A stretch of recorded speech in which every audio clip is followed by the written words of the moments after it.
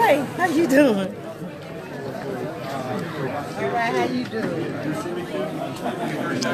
My friend. That's right here.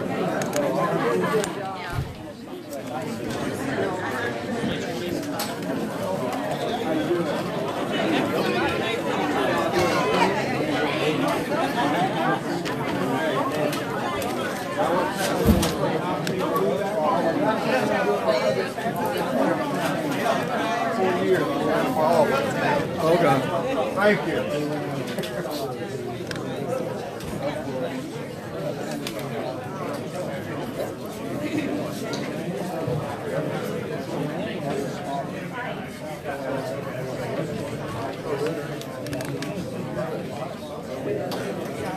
Hey.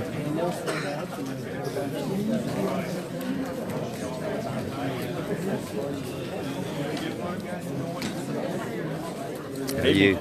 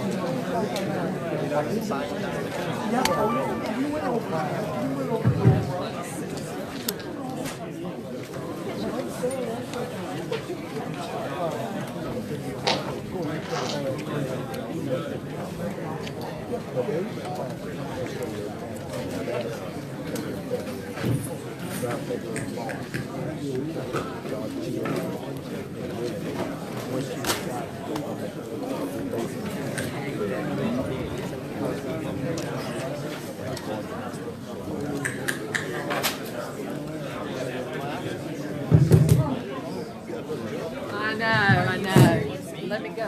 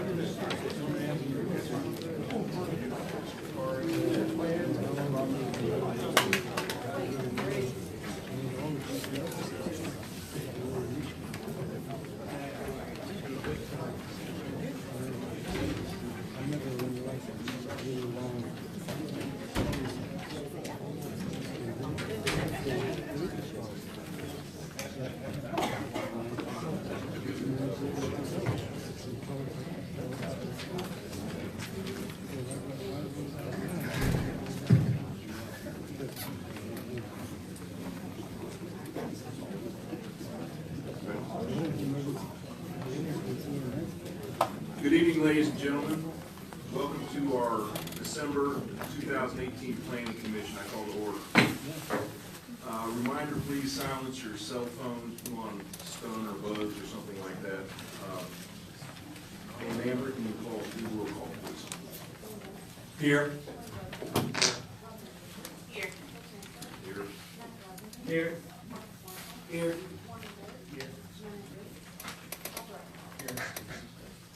Before we get started, and especially since there's so many people here today, I'd like to just kind of give you a little overview of the process as we go through this meeting. So the commission will be presented with an agenda by our planning, agenda items by our planning department. And afterwards, an authorized case representative will have a chance to speak if they wish. And then I'll open a public hearing. And once I open the public hearing, anybody that would like to speak on that item can come forward and speak about the issue. And our goal is to have a fair hearing, and we also are going to have to really stick to our time limit of 5 minutes just to make sure that everybody gets their chance to speak as they wish. Also, please keep the comments relevant to our agenda items, and if somebody has spoken about a certain issue, we do not need to have it repeated, okay? So we're listening very carefully whenever people have their comments. So then after everybody has spoken, I will close the public hearing, and the representative will also have another chance to come up and speak to any of the issues he or she would like to concerning their agenda item. And then finally, the commission members will have a little discussion up here, and then we'll carry out the vote. Ideally, what we're trying to do here is have a fair hearing, and we're going to make our decisions based on zoning laws, the comprehensive plan, and we're going to try and be fair and impartial as we do this. Also, if you're going to speak, if you haven't already signed up here in the front, after you're done speaking, please sign the register and give us a little bit of information over here. Okay, so the first item of business will be citizens communications. Now, this is a time for anybody that would like to speak about any subject that is not on the agenda tonight, or if it's on the consent agenda. So if it's not on the regular agenda, or if it's on the consent agenda, you can come forward and speak at this time.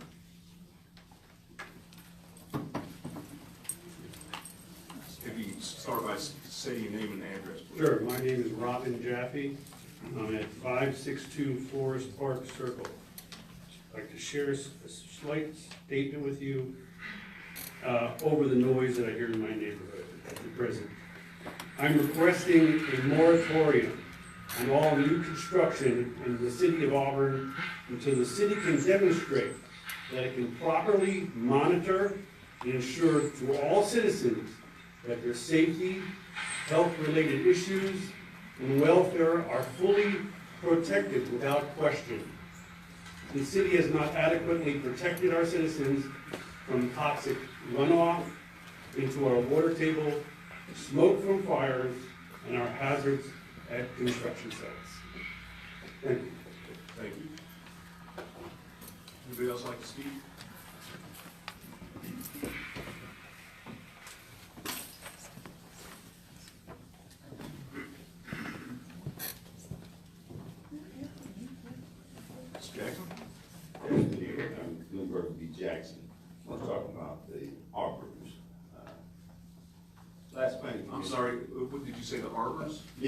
can have that as a regular agenda item, so can you speak at that time?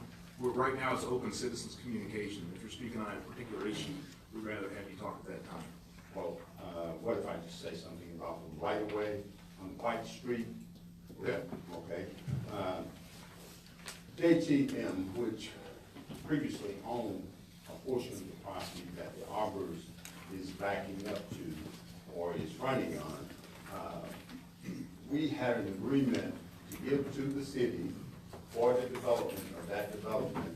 And since that time, we have had some differences with the developer, and I just wanted the city to be aware that we're no longer willing to give that right away. Okay. Are we familiar with that particular right of way?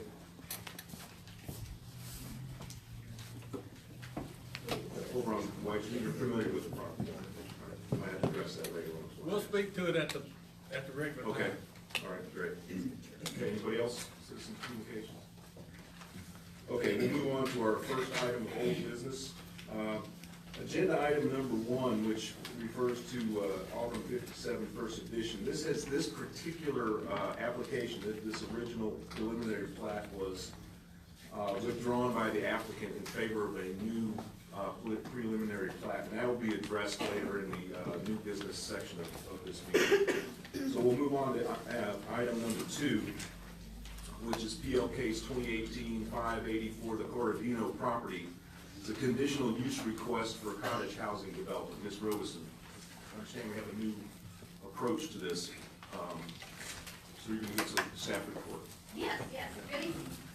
Before you is a conditional use request for a performance residential development, specifically cottage housing development.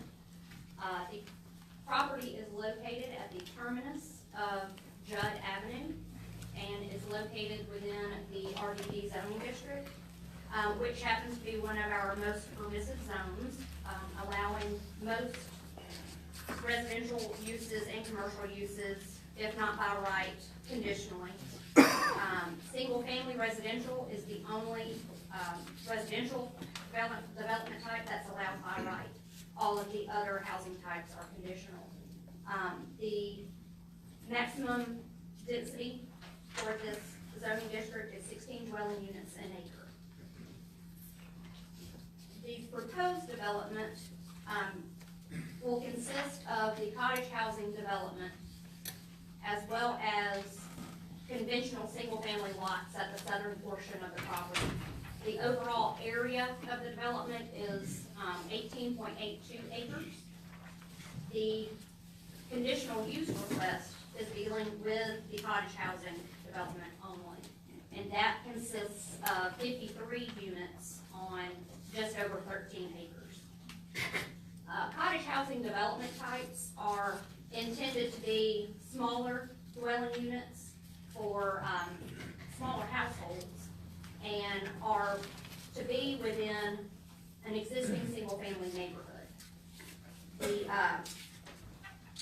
requirements also for cottage housing developments is that they consist of clusters ranging in size from 4 dwelling units to 12 dwelling units. In the proposed development, the clusters within here range from 6 dwelling units up to 12 dwelling units, and those open up on a common open space.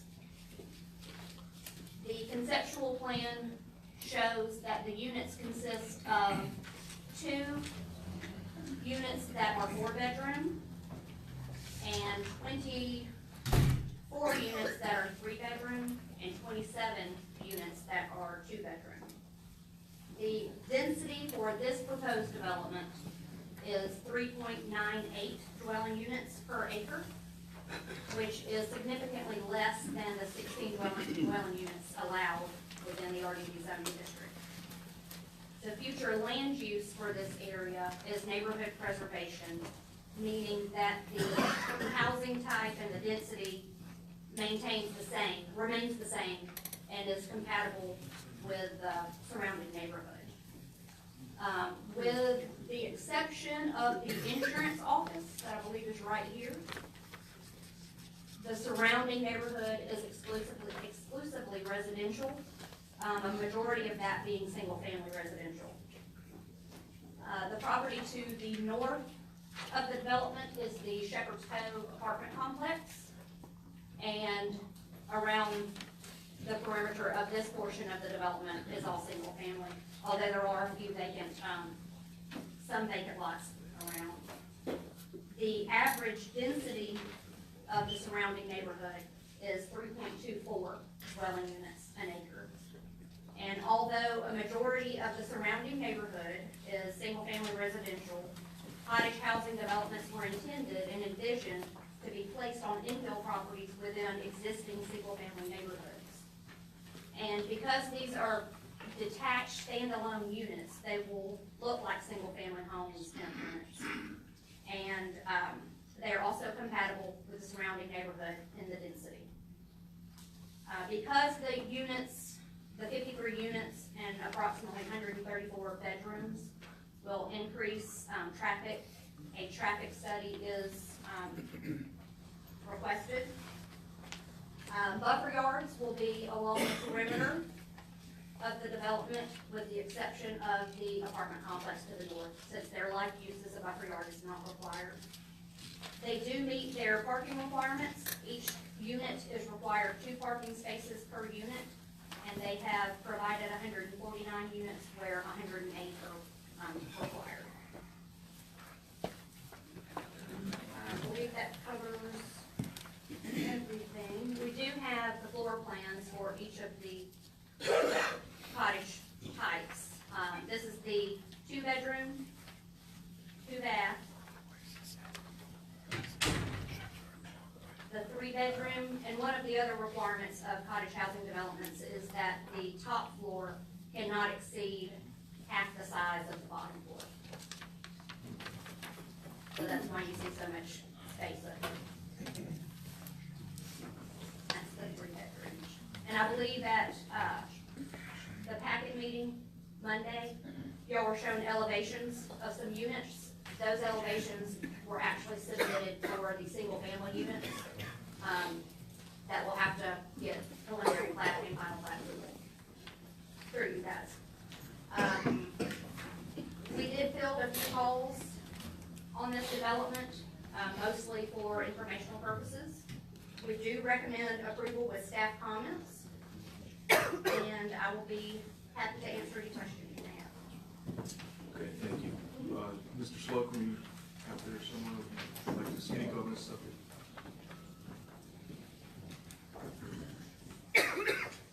Yes, I'll be brief. I know there's a long meeting planned tonight, but I just want everyone to know that the plan that you're seeing is not something that was just thrown together. This is the culmination of a lot of face-to-face meetings with neighbors, meetings with the city staff. We held a meeting at the Boykin Center and got input from the neighbors. We've had several revisions to the floor plans to try to accommodate preferences and certain things that the city staff wanted to see. A lot of work has gone into this. I've got some other information to share, but I think it's important that we open the public hearing and get input and go from there.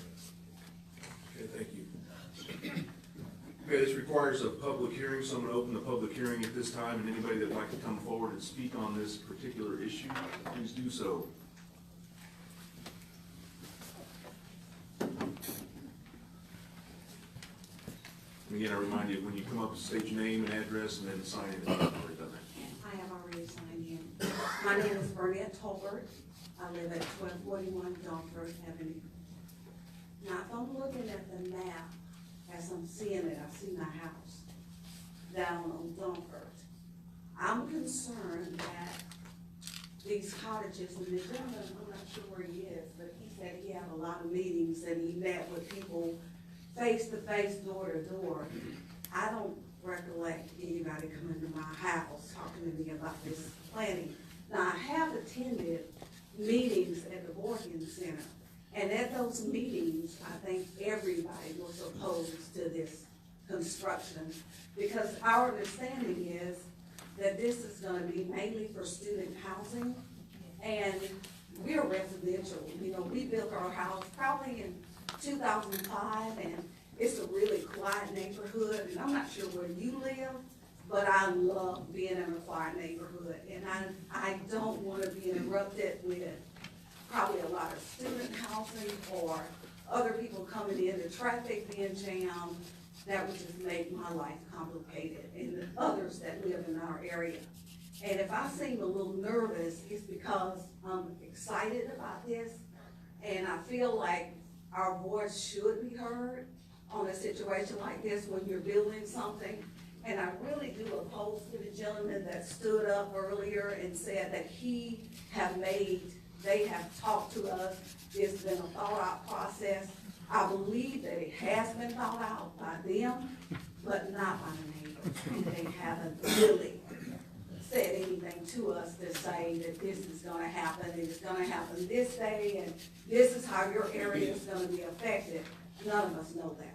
And I feel like we really will be affected in a bad way, and I just wanted to voice my opinion. Okay, thank you.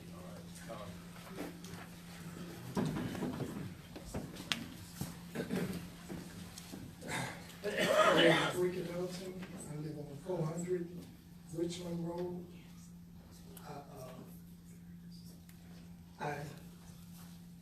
I'm here to voice my opinion about my concern. I know I live like a few blocks over, but what comes to my mind is the proposal that was given to the people on Fraser Street. And, you know, looking at this, you got cottage houses. Normally in a single family home, you have the parents that drive the cars and maybe 2 cars in the yard.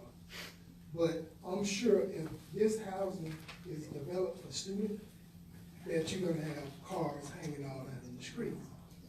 And with that, you're gonna have students' activities going on. This neighborhood is very quiet, it's kind of preserved, and at the same time, if any construction probably need to be done, it need to be done in a manner that the people who live in that neighborhood could be able to afford those houses. We don't know the price of the single family homes that they are building, but from what we were told by the gentleman that is representing the landowner, he said those homes could run from anywhere from $200,000 to $240,000.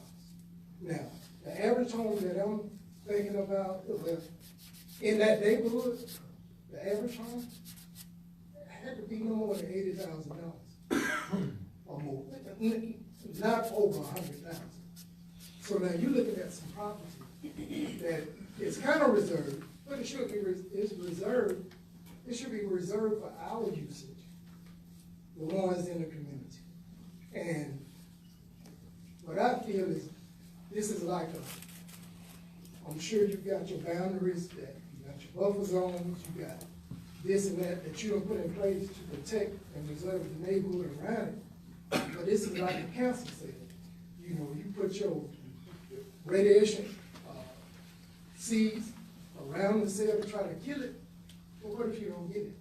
Now your whole neighborhood is gone. You lose your identity. And I'm really the fact that if that neighborhood gone, because I have my in-laws told me the story about his father worked at Auburn University, paid $700 for the lot. They went out there with hand tools and axes to clean off this property. And this property is like a nucleus for the whole family to come to and enjoy grandma's cooking on Thanksgiving, on Christmas. And say if you are disturbed by it, we're already disturbed by it. They open up Richmond Road and everybody take the road. Cool. We asked about speed humps, we never got those. Now we're asking that you, city planner, reserve that for us. And I was looking at a statistic today. They said 72% of the occupancy, the residents in Auburn, is Caucasian. 17% is black.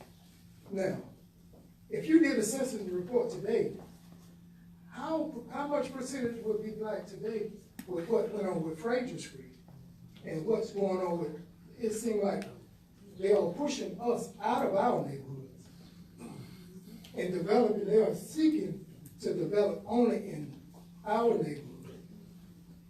Student housing, why not affordable home for people, for low income? So I'm really, I'm kind of baffled at words to use, but I want to voice my opinion, and I thought, and hopefully trying to take into consideration when it comes to vote on this, writing in stone that you listen at the community. Thank you, Mr.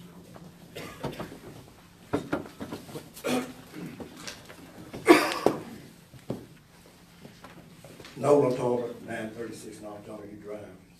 I heard the gentleman just spoke. Now, at our last meeting, one of the meetings, I heard there have been other meetings. We was told the homes, and I know the plan's been revived, we was told that the home would be around 125,000. And now we're hearing that they downsized it and the price went up. I'm trying to figure out what's going on. We was told 125,000, I took notes, and now we're hearing over 200 and some thousand, and the houses are smaller. It plainly to see it's geared up for college, little houses. Simple as that. You don't have to be a whiz to figure that out. The plan's been downsized, and the price is just up. If you do study in that area, you don't find too many houses in that price range. And I think the gentleman just stated that just a minute ago. So I'm trying to get some clarity on that. The downsized revised the plan, but the prices went up from 125,000. I think everyone that was at the meeting can validate that. We took notes and everything. Thank you, Mr. Nolan.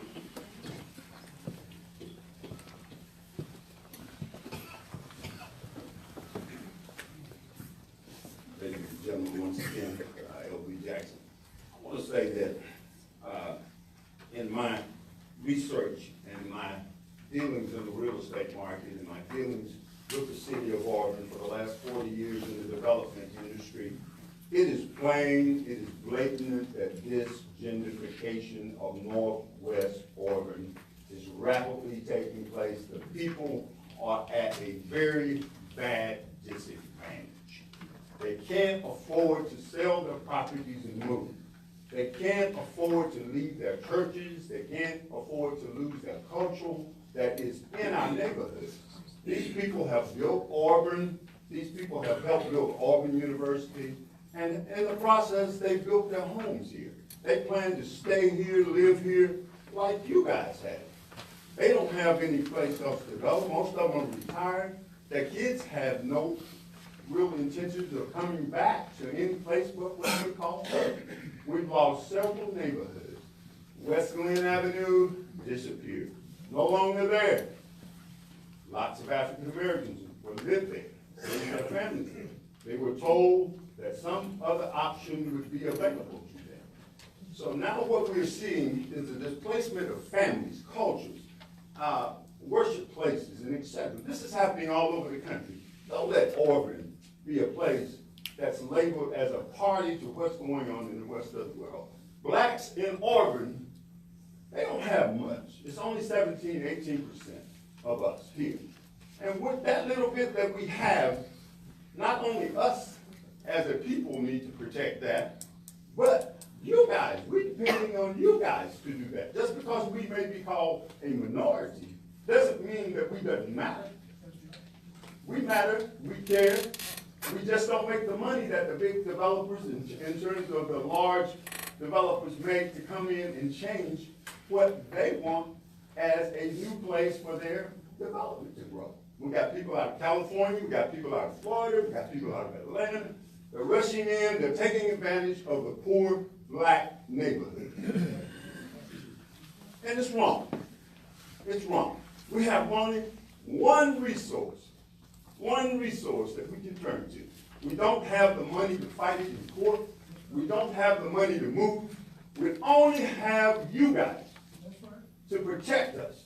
And that is what you take the oath to say that you will do. Serve and protect the people in the town, whether they be of whatever color. So we're gonna leave it to you guys to help us protect the culture that helped build Auburn and that helped build Auburn University. It's in you guys' hands. We can't stop it. People are upset, but I'll promise you this. Mixing cultures, mixing people of different social economic classes is not the way to go when it gets to student type development. You can disguise it in any way. It's been plainly revealed that there has been a covert operation to take Northwest Auburn. We're talking maybe going back on the Northwest Auburn plan and asking that everybody rezone their property back to what it was. And the people have that right.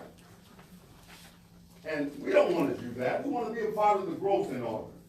But outside of gentrification, there's a such thing that is called blending communities. And the city has that power to help. We have the funds, we have the resources here, but no one has put forth an effort to really talk to the people and see what the people really want. That's right. We were told when that Northwest Auburn plan was put together, we would take as many educational meetings as possible. Didn't happen. Documented. Did not happen. Got bogus handouts. Got everything all laid out, planned out. Of course, the city got an award for it, the planning department. But what did the people get? They got duped, if you ask me. They got duped. And that's wrong. That's wrong for the city to go along and work with an organization as a corporate organization that's supposed to serve the people. The people need you guys to stand up, take a stand. Hey, if 4 units were supposed to be clustered together, why 4 units together? You're now talking separate. You're now talking price points changing. You're talking a whole lot about what the developer wants. But you bring in that many people, 18 acres, drop them in the middle of a neighborhood, streets aren't properly planned, sidewalks aren't there. Surely you're gonna do a study when we realign Richland Road. Oh, we got a mid-block crossing all of a sudden. Well, the city can do it, but the developers can't. Also, hey, what about an ingress and egress into, in and out of the neighborhood? That's not been planned. We have not been given the pertinent information on this. Your time is expired. Okay, and last but not least, this place was used, part of it, for a dump for the city, and we don't know if it's something underneath all of that debris that's out there, but we know that the city and D&J used a large portion of this for a dumping ground. Thank you. Thank you, Mr. Davis.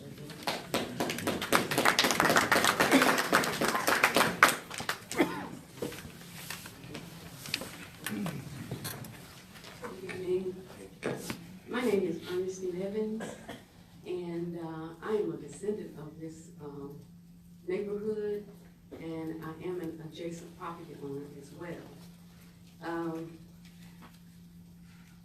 I have personally walked the streets of all of the neighborhood, just getting feedback from the different families, because only the adjacent property owners got notice of what was, happening. So most of them was in awe. They didn't know, they didn't understand. And I told them that they needed to come to the meeting at Barton to be more informed about what was going on. But I did give them a tidbit as of what I knew, that they were proposing this development, and everyone that I talked to in that entire area was against the development.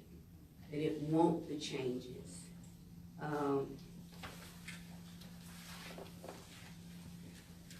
This is the only predominantly black neighborhood that haven't been inundated with student housing or large building. And basically this neighborhood consists of elderly seniors.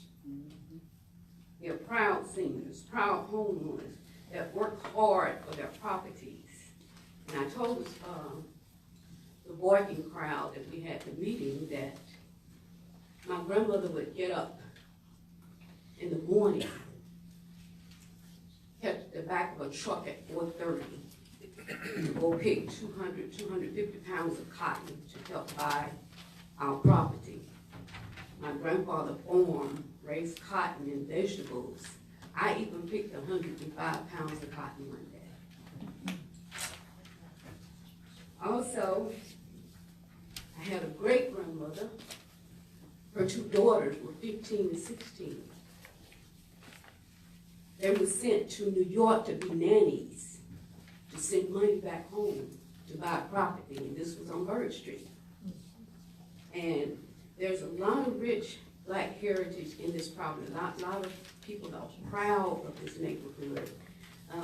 In every neighborhood you have crime, but not much goes on over in that neighborhood.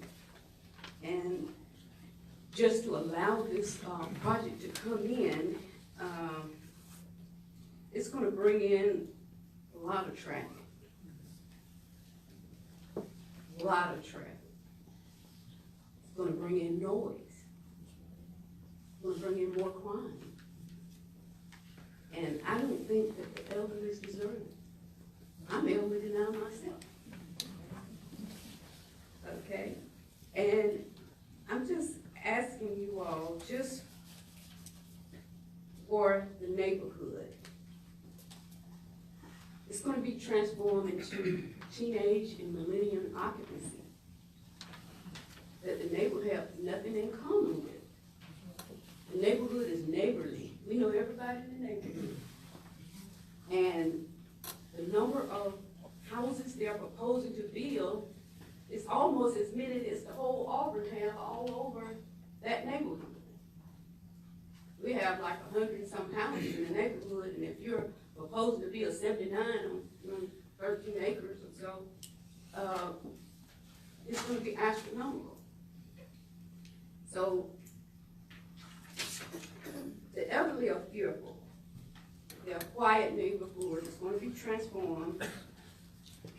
And they just wanted me to ask you all tonight, just want to plead to you to make a decision for the desire of the entire neighborhood, especially the elderly that feel that they don't have a voice.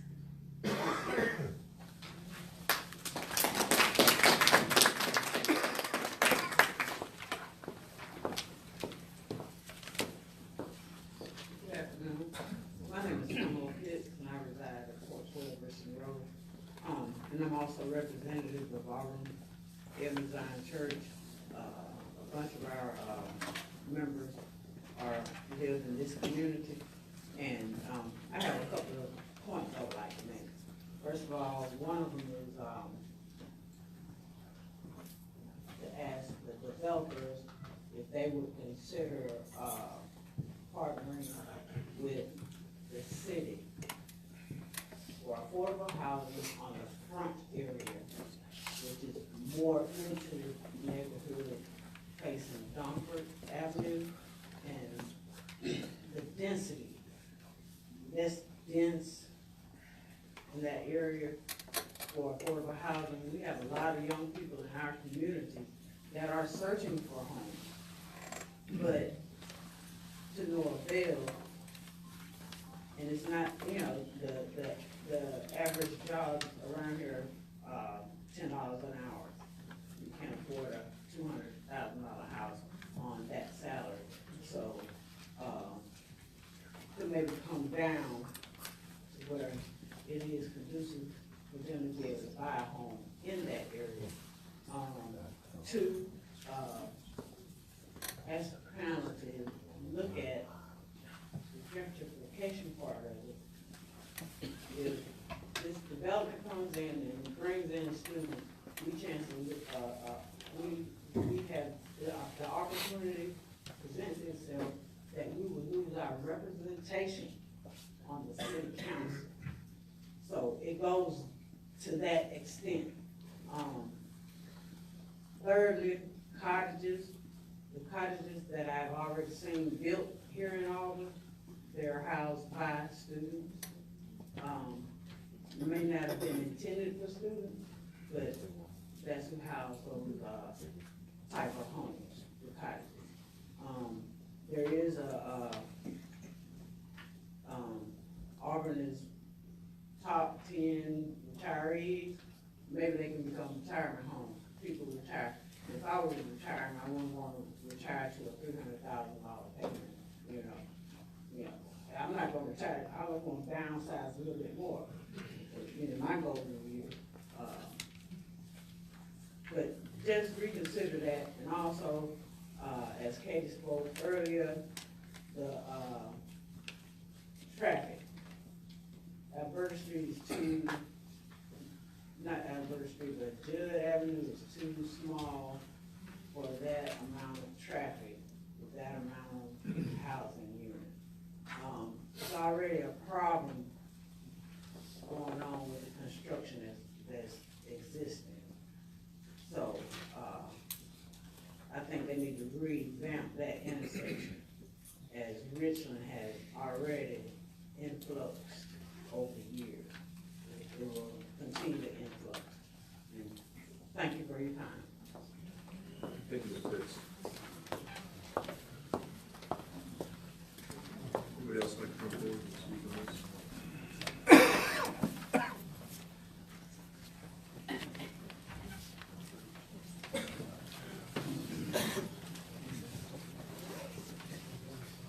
My name is James Floyd. I live at 1205 Combs Avenue. I have a couple of concerns.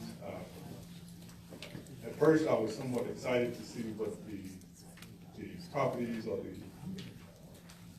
development would be like, hoping that there would be an opportunity to expand the community in a sense where new affordable housing would be made available to those families that may want to continue to stay in Auburn, but currently can't afford the $200,000 and $300,000 homes.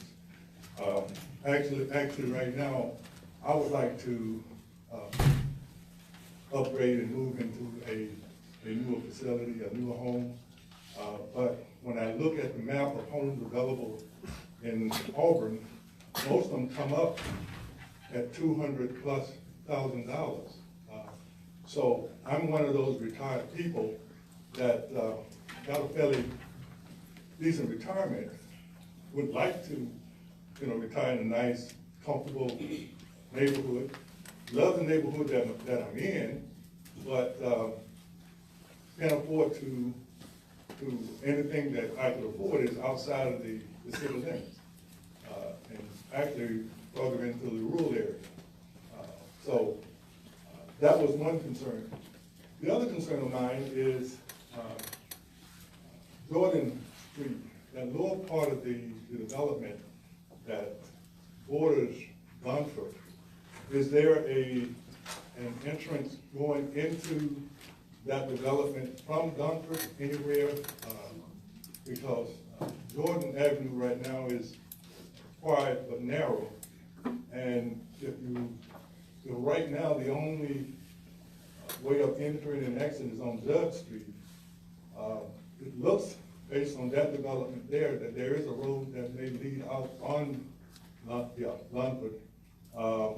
And obviously there's going to be traffic that's going to be going in and out of that development from that end too. And conceptually, depending on where people live, that's going to be one of the major ways in and out if they're going down Jordan Street. Because even though they're doing some development on the corner of Richmond Road, that's going to, at this point, it's going to congest that intersection even more. So I'm concerned whether I move or not, because I'm on the corner lot of Jordan and Cone. So whether I move or not, it could impact the amount of traffic that goes up and down Jordan past my house. So I'm concerned about that as well. Okay, thank you, sir.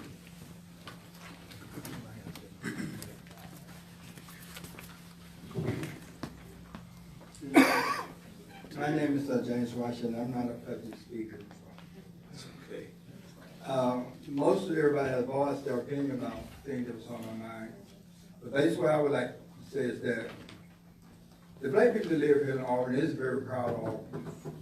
I think it would be a great benefit to Auburn if they would do something to keep their history alive. Over the years of my life, I have watched black history fade out.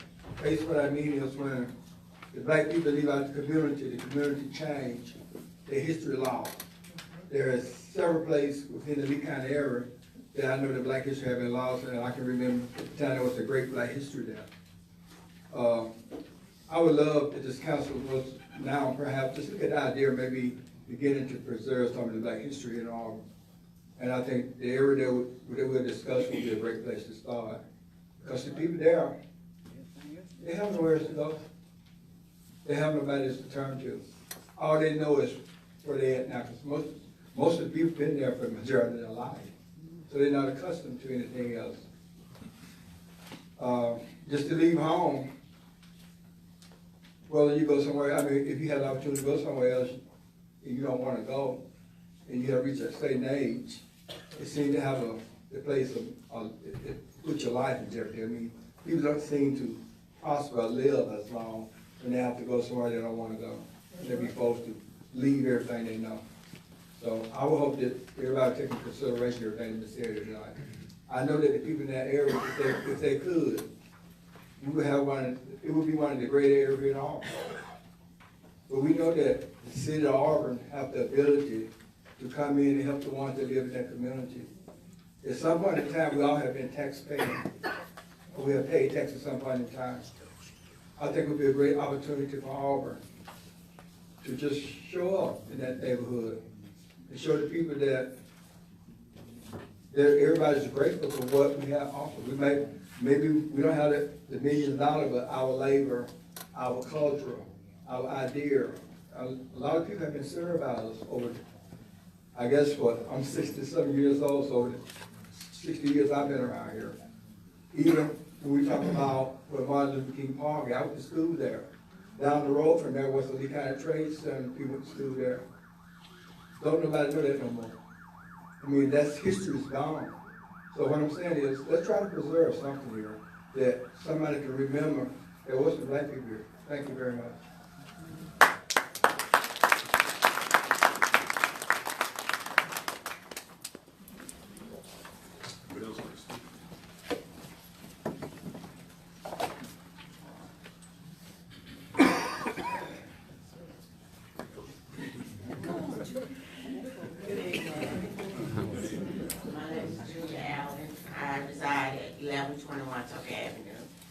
And I'm not opposed to growth when it's conducive to the neighborhood.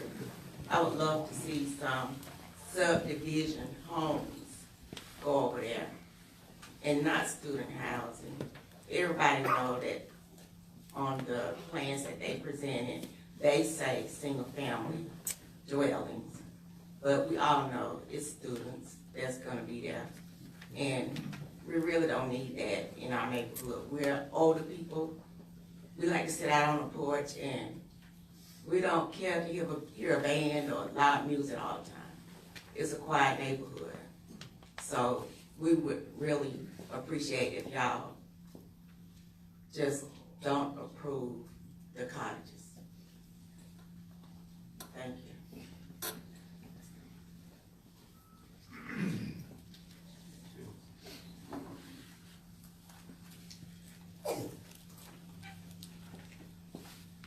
I'm Barbara Pitts, and I don't live directly in the neighborhood. I live on North Donahue Drive. However, I have friends and I have members of the community in Auburn. And what has happened is, everywhere black folk have resided, things have been, they have been pushed away and away and away and into less desirable places to live. And I think I would like you all to consider the fact that we would like to have some history, some heritage preserved here in Auburn. And one thing is, as people have said, if you had affordable, single-family homes, then the neighborhood could be preserved. You know, that's what I have not heard a single person come up here and speak something different. And I know you all haven't heard it either, but I'm just saying, we need to please look at the fact that people have homes, people have memories, people have lives, people have history over here in this community. And if you look all over Auburn, our people have been pushed somewhere, and I don't know where they have gone. Thank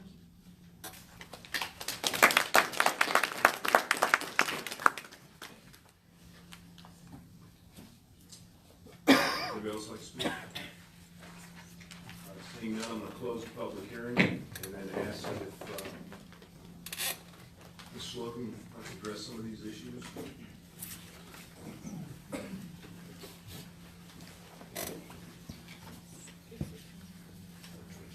I'll try to be as brief as I can. I know there's a long agenda tonight, but we need to address some of these things. First of all, maybe I misrepresented in my statement about meeting. I didn't mean to say that I personally met face to face. I was involved in the meeting at the Boykin Center. The property owner, who is my client, Mr. Borodino, he's 88 years old. He lives in Columbus, Georgia, and his wife is in bad health, and he doesn't get around much. So he had a friend to help him out, Mr. Hank Elliott, who's right here on the front row. A lot of y'all probably recognize him because he personally met with a lot of the pastors, and there's even photos of him in a meeting on Facebook. And did his best to help out Mr. Borodino to get the word out and what was going on. So just wanted to clear that up. We had 10 people speak. I think the first 2 covered the 4 topics that I heard, and then after that it was pretty much repeated, so I'll go through those 4 topics. Mrs. Burnett Tolbert did a great job. She covered 3 of them, and then the second gentleman, I didn't get. Okay, I didn't get his name. He brought up. Well, I'm sorry. Actually 3 topics. So, student housing is. We have heard loud and clear from the community and from the staff that is not desired here. We have made several revisions to the floor plans to ensure that they do not have characteristics of student housing. We believe that the yard space also lends itself, because that's more of a homeowner's type responsibility. Taking care of a yard may also deter students. Unfortunately, we can't discriminate. These homes are designed specifically not to be student housing. If you'd like to hear from Forrest is very good at looking at those floor plans, and I learned a lot through this process. Just like highlight a couple of the points that make that Would you that mind case. sharing? What are some of the things that would say this is not student housing? Yeah, the presence of a master bath, also shared baths, just some of the key distinctions between a house that's specifically configured for students, and we have those out there, and we talked about those just a little bit earlier this afternoon, would be where you have discernibly smaller bedrooms that are really designed for one person, not a couple. All the bathrooms are en suite. All the bathrooms are typically designed for one person, single sink vanities, what have you. And in a configured student housing, because the students are oftentimes not related, don't know each other, the private space or the public space is actually diminished. Very small kitchens, very small living areas, disproportionately so, such that they're not conducive to a non-student living arrangement. So what we've done is essentially reviewed the floor plans that have been submitted based on looking at all of those different factors. Now, David alluded to this, and a lot of the folks that spoke tonight have alluded to this, and that's a very important point. That is, all we can do is regulate the housing type. we have no ability, in fact, be misleading anyway. It's very possible that students could be living in these units, but these units have not been designed. They don't meet the criteria for what we call a private dorm in the multifamily sense, and what we've been working on more recently, the academic detached dwelling unit in the single family sense. So I just want to make sure that that point is well made. What we did look at was compatibility. Katie mentioned this, all of these units are detached. There's no attached product. The vast majority of the area, with the exception of the apartment community to the north, is single-family detached. The densities are very comparable in this proposal versus the density of the surrounding neighborhood. I don't think I can understate the importance of that, in that this is a zoning district that permits up to 16 units per acre. The net density of this development is under 4. The net density of the surrounding area is about 3 1/4. Those are the types of reasons why the staff, using the comp plan and the zoning ordinance, given the zoning, what the kinds of things we look at for conditional use purposes, this application has taken quite a while because, quite frankly, the staff could not support prior iterations of this development proposal. Because of the meetings we had, because of the things we sought, and because of the things we got back, that's what put us in a position to support this for conditional use purposes. Having said that, I totally understand the student concerns. But the intent is, it's definitely not intended to be student housing Correct. specifically. Okay. Unfortunately, like you said, we can't discriminate. Can I ask a question? So this is an RDD zone, so this cottage housing is conditional use, so what can be built by right under the, just single family detached? Single family detached, yes, single family detached units only, just about everything in RDD other than single family detached and office uses require conditional use approval. But by right, if it's just single housing detached, they can do a higher density of units. That's exactly right.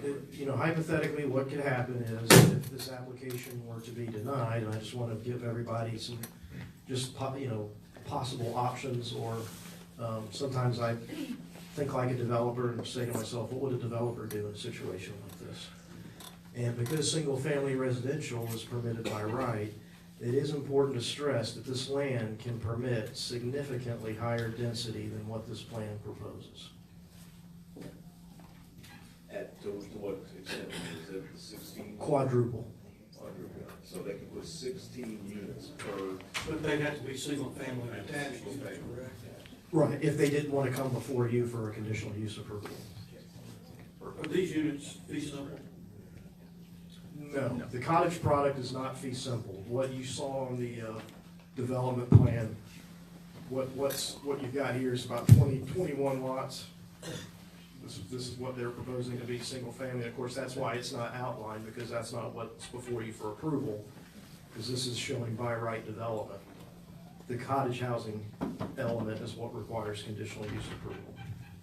So that's really the distinction here. That's what you're reviewing tonight, is the compatibility. Essentially, is this use at this location appropriate or not appropriate, and if not, why? It seems to me if they were fee simple, then that would go a long way toward keeping students out, right? By that, I mean, they have to buy the individual piece of property, as opposed to rent it. So it would be true single family in that case. True. Still have lot lines. Yeah, they have lot lines. Yep. Still have common parking. Setback. Okay, so there's. All right, so yeah, a couple other items that have come up is, one is traffic. Traffic comes up on pretty much every project we do. City staff is very good at reviewing traffic studies and determining when traffic studies are needed and enforcing the recommendations made in those traffic studies. And that requires traffic. Right, that is part of the staff comments that we go through the approval and along those lines, just to address another one of the individuals that spoke, talked about access in terms of where's the access to this property. So it looks like you have You have Judd Avenue, Judd, and you have coming in off of Dunford, whatever they would name this particular street. But that's not developed yet, that won't happen until you put the. Right, yeah, the development of this property is part of this plan. Not part of the request, but part of the overall development. Oh, so when you go ahead and start this project, you're gonna, start the single-family homes at the same time, and it's all gonna be built as part of the same? We really haven't discussed phasing too much, but I would, we may be required Because of to the make that traffic study. connection. If that was phase one, that would be fine. Affordable housing came up at the meeting at the Boykin Center, and I assumed it would come up tonight, and it did. Several people mentioned that. I know it's been said that the average home price in that area is around $80,000, and I understand that. Unfortunately, you cannot build a new home for $80,000. You might could build a tiny home. Y'all have seen those tiny homes. I don't know how many people would want to live in one of those. It's just the cost of building materials and labor today. You just cannot, without government assistance, and I know that was mentioned. I believe it was Megan that mentioned at our meeting at the Boykin Center that the city has looked into that for this particular property to see, you know, if maybe some grants or something could be available. And it didn't work. It couldn't be worked out. There was some discussion on the price of the homes. Yes, there have been several different numbers discussed. And the reason for that is that there have been a lot of changes. This project has been on my desk over and over and over again because we keep changing things, trying to adapt to make it a good development and satisfy the city. So I was told today that the homes will start at $150,000. That's a brand new home at $150,000. We did a query on the MLS.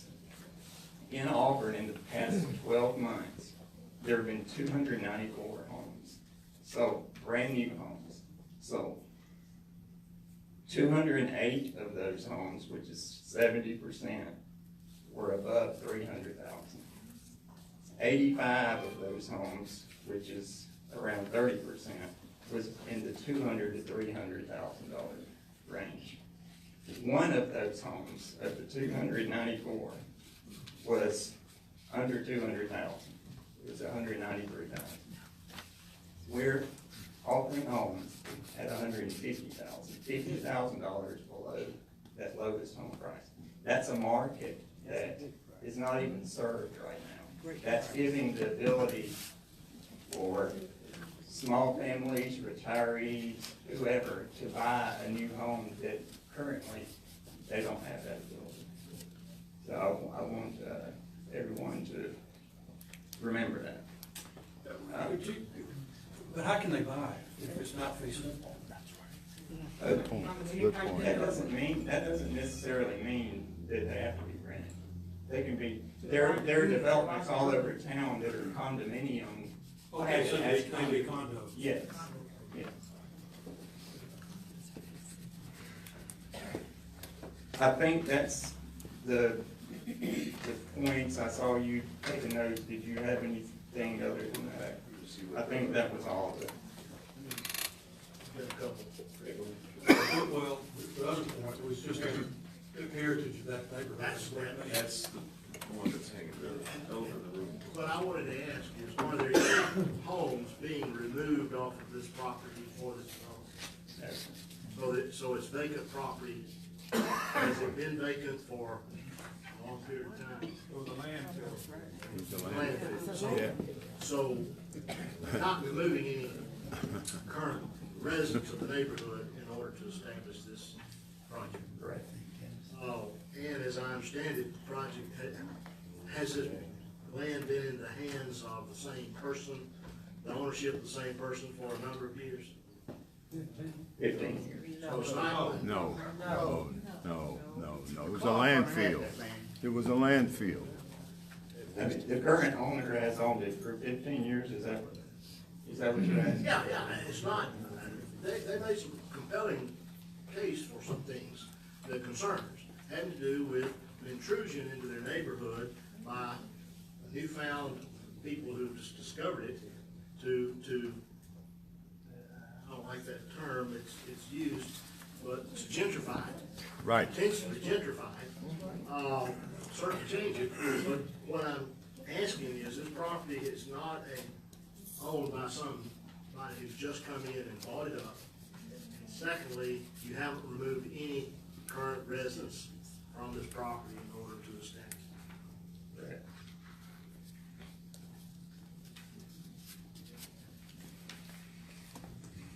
I just have a few points I'd like to reiterate.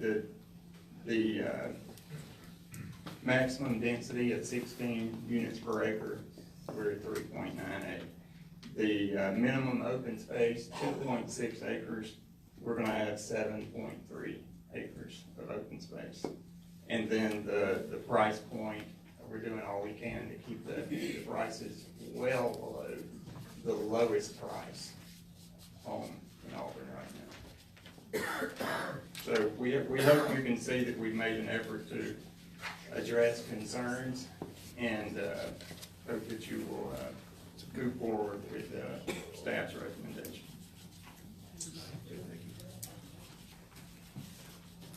Any discussion? I guess I'm still, the issue I have is if these are condos, they'll think they'll be rented. You know, that's my concern.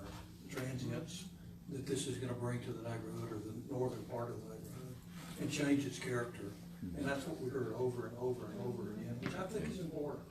I mean, I understand how hard they've worked to try to make this work, but I think if they were fee simple lots and sold to some houses, not condos, it would have a much better chance of being more contextual to the neighborhood as it exists. So I tend to also agree with that, but I will say just, our question earlier was just to demonstrate that if we were to deny this, it's possible that what comes next will be way worse than what this is on the table today. So just keep that in mind for whatever it goes for. But I do agree that in the case of these aren't fee simple lots, it's a condo type situation, and it's possible that a lot of students could end up here, and again, because there was a lot of passion in the crowd as far as people that actually live there, I tend to decide on it. Can we look at the fee simple versus condo versus whatever? I mean, can that be a condition that we can? Well, I think you need to act on, I mean, obviously, again, the cottage housing element of this is what's before you. Fee simple is not. If you believe that the fact that it's a condo product may create a compatibility issue, that's fair game for consideration for conditional use approval purposes. So that's a very appropriate, valid discussion within the context of this request.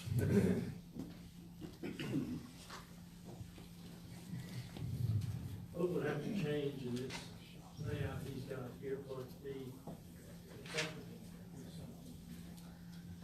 Well, I don't think it would cause a great deal of difficulty. In fact, I know the developer had contemplated that, prior to this.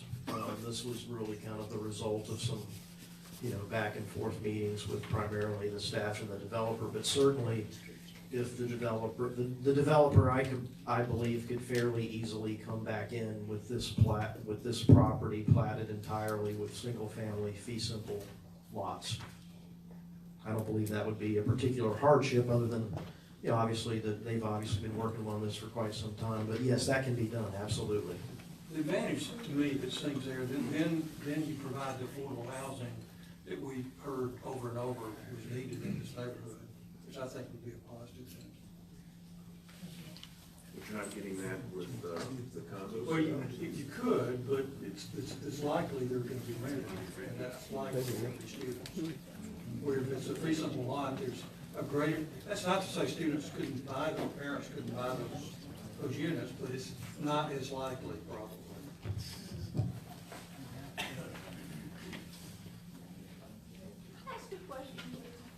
So we'll close the public hearing, sorry.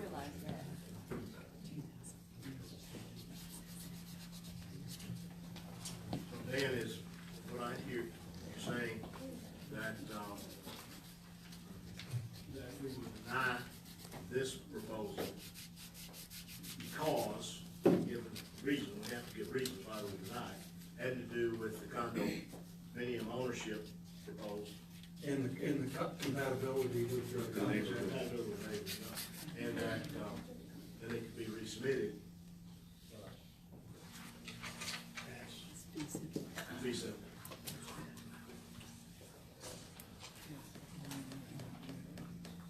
Well, how would that affect the, if we came back with that affect density at all? If we came back with that? Does that affect what? Could be one. You didn't have to come back in with it. I didn't hear the question. Well, I'm just wondering if we make, we go that route and decide that, the condo approach is Sure, you can- compatible. You come back with a fee simple, approach, the density could be completely different. Yeah, he'll come back, anything that's fee simple, he's gonna be coming back in with a subdivision plat for that. It won't be conditional use at that point, because single family's permitted by right, but you would see this just as a subdivision request, not as a conditional use request. Under that scenario. That's right. Real cottage.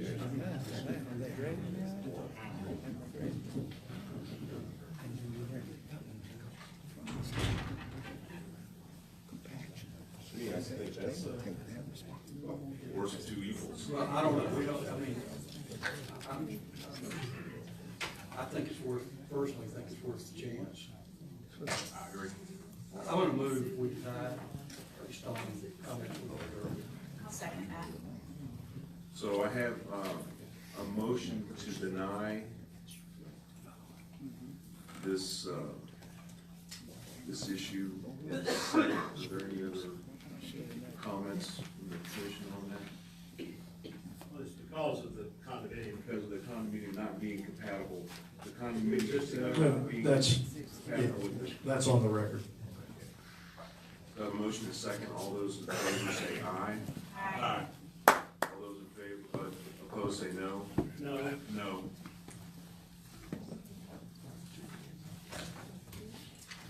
And the motion carries. I'm sorry, because we have a lot of folks here that have come here for this particular application, I did want to make them aware for the record that this application will be before the city council this coming Tuesday.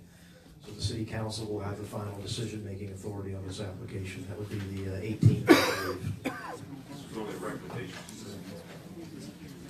Okay, so we're gonna move on, and we'll move to our consent agenda. And on this consent agenda, I have a number of items. Packet meeting and regular meeting minutes from November, and 7 other agenda items. Diskin and annexation, Conway annexation, Northern Village final plat, Tuscany Hills final plat, and then a couple of bond extensions. Mr. Cobb. Yes, sir. Just have a mixed bag here, 7 items on your consent agenda this evening. We have the Diskin annexation, it's about 5 acres off the south side of Hamilton Road. Just east of the intersection with Big Creek Road. You can see it's surrounded on 2 sides by the city of Auburn, contiguous, city of Opelika to the north, that meets our criteria for annexation. We recommend approval. We have the Conway annexation. You will see 2 additional applications related to this property later on in your agenda. This is the annexation. It also is adjacent to the city limits. It's within this optimal boundary, and we recommend approval of this request as well. Quick question. Yes, sir. There's already a house on this property. There is, on this particular property, I don't see one. Looks just like just pasture. Now, are you talking about Conway or Diskin? Which annexation request? There is a residence on the Diskin property, which was the first one. So we've got a couple of final plats. This is Northern Village.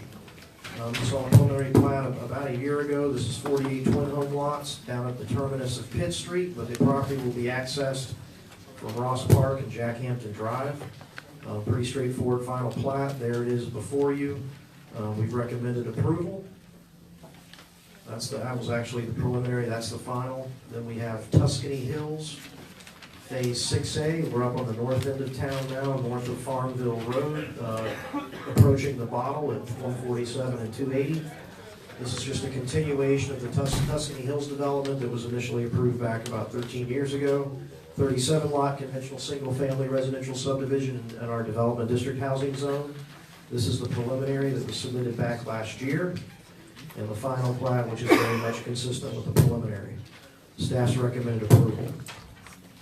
We finish up with 3 bond extension requests. We recently made a decision that you concurred with in cases where a bond extension is requested and the engineering service staff is in agreement and concurs with the extension being granted. These are on consent. That's the case with all 3 of these. We start with the Dakota first, which is a large lot subdivision, large estate lot subdivision off the north side of Richland Road. The second map just illustrates basically the state of build-out of the phase of the development for your information. There's an aerial image. West Richland Road, a Phase 1 waiver request bond extension.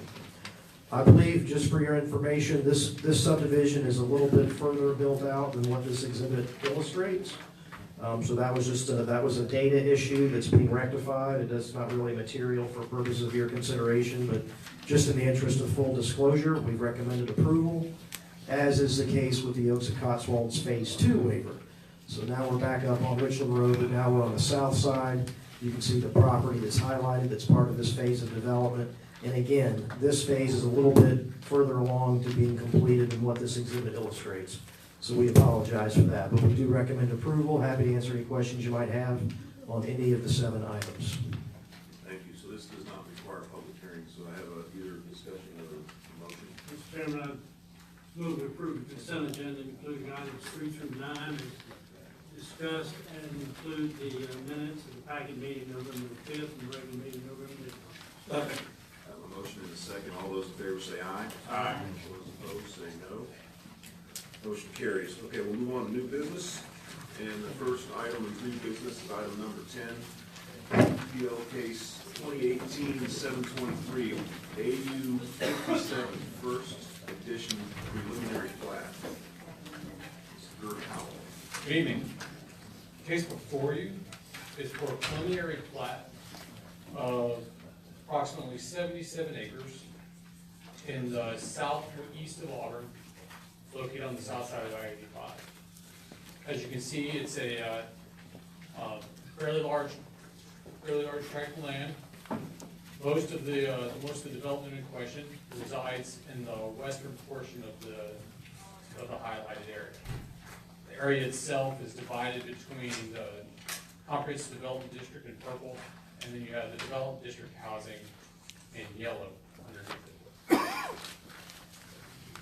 As for the regulation, development district housing allows a dwelling unit density of 5.5 per acre, and then the CDD allows for 9.5 dwelling units per acre.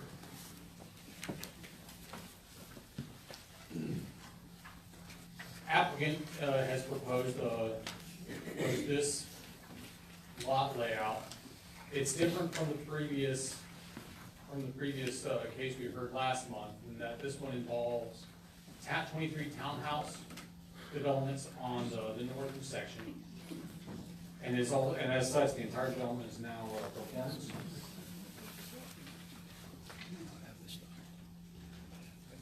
It includes 50 single-family lots, as well as 1 lot down here as an out parcel for recreation, and then a large parcel, which is also a remnant parcel for future development, which extends out to the rest, extends back out to Big Creek Road.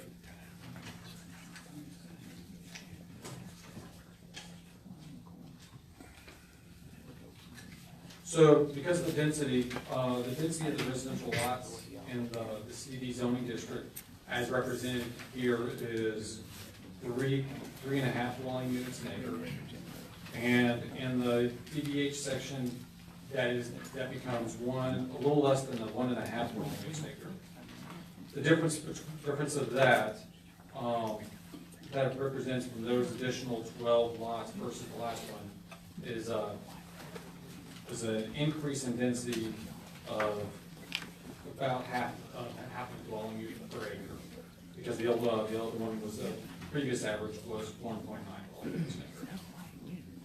Staff recommends approval with comments from the staff and recommendations that they find. Those recommendations center specifically around connectivity, and in accordance with the major street plan, you have connectivity plans for Seneca Drive on the west, and then you also have Bonnie Glen on the south. Based on, sorry? So where does that, Seneca Drive, I'm interested in where that proposed, where's the connection at on the? Okay, so the applicant has not provided for connectivity, and that is what staff recommendation is, to have connectivity. Based on last month's tabling and conversations the city has had with the residents, as a staff, we've provided for some alternatives to be considered by the commission for your decision as part of your considerations as part of your decision. Those options include what, as a maximum, what the staff would prefer would be complete connectivity. Obviously, that's not a surprise. We've promoted that as a product of trying to make sure Auburn maintains the streets. So one option would be complete connectivity through Seneca Drive. Can you show exactly where that would be connected? Where on the? Along right through there? here. Okay. Yes, sir. Reaching into Riverwood Drive and connecting into the subdivision there. It would also include connectivity along this portion called Road A, continuing down to connect into Bonnie Glen below it on the south. Another alternative would be to have paved connections to Riverwood through Seneca Drive, with the addition of a temporary barrier at the property line. At such time that the city sees fit to remove that barrier, it would remain in place. Another option would be a paved stub outs along the Champions Boulevard, so an extension of what they have shown here, to come and terminate at the property line. It would also include a paved stub out from from Road A, following the Bonnie Glen right of way down to the property line, or just probably shy of the property line because there's a creek right there. And that stub out would remain there. In addition to that. Is there actually a right of way down to the south here? Correct. This takes staff recommendations are taking advantage of the existing rights of way at Bonnie Glen as well as Seneca Drive to bring the development in line with regulation that stipulates connectivity with adjacent subdivisions, as well as promote the major street plan. So those stub outs would actually be, if that were to occur, those stub outs would actually be built but not connected, is that correct? Yes, that is correct. So the stub out would be a termination of the pavement before actually getting to where connectivity is beyond. And so what purpose would that serve? It preserves the ability of the city to be able to have future connectivity at some time to be determined. If the plat as shown here, without stub out would occur, then the city would lose that ability to have future connectivity. You have platted lots on either side of the existing rights of way that would prevent that future connection. Jay, would the stub outs also allow some sort of access in an emergency? Not the stub outs. Stub outs would not, as a termination of the pavement, there would not be access for vehicles on either side of it. As a true stub out would be paved on this property. Correct. To the property line. You wouldn't be able to go any further. Correct. One option would be to continue, or once you have this stuff out on coming to the property line, specifically here on Seneca Drive, would be, or excuse me, to this particular point, extension of Champions, would be to include a pedestrian path along the current right-of-way of Seneca Drive that would be closed to vehicle traffic. However, it would provide for pedestrian connectivity. And that's the barrier scenario? In an emergency scenario, that Seneca, where the state of Seneca Drive as it is now, could be traversed if necessary, even though it would not be paved. And then the last alternative is just simply the bare minimum of street stub outs to the property lines. So you're asking us to choose? Yes. Oh In addition to that, your comments that are involved, I'm sorry, other comments, we have is considerations from the water resource management that you have water on either side of this development that needs to be connected through, whether it's paved or not. And so that provision will allow for a two-loop system that will help provide water no matter what happens on the. And that would go through those two right-of-ways, both of them, or one or the other? It would need to go through the right-of-way. And that would benefit Riverwood as well. Absolutely. And well, can you clarify which right-of-way would that be put through the water line? So, as I believe there is a. Which one? So the water main will be looped from Seneca, along the new road over Right. to Champions Boulevard. Okay. That's right. And then it can connect to Riverwood if necessary. Okay, thanks. Any questions for staff? Mr. Lewis?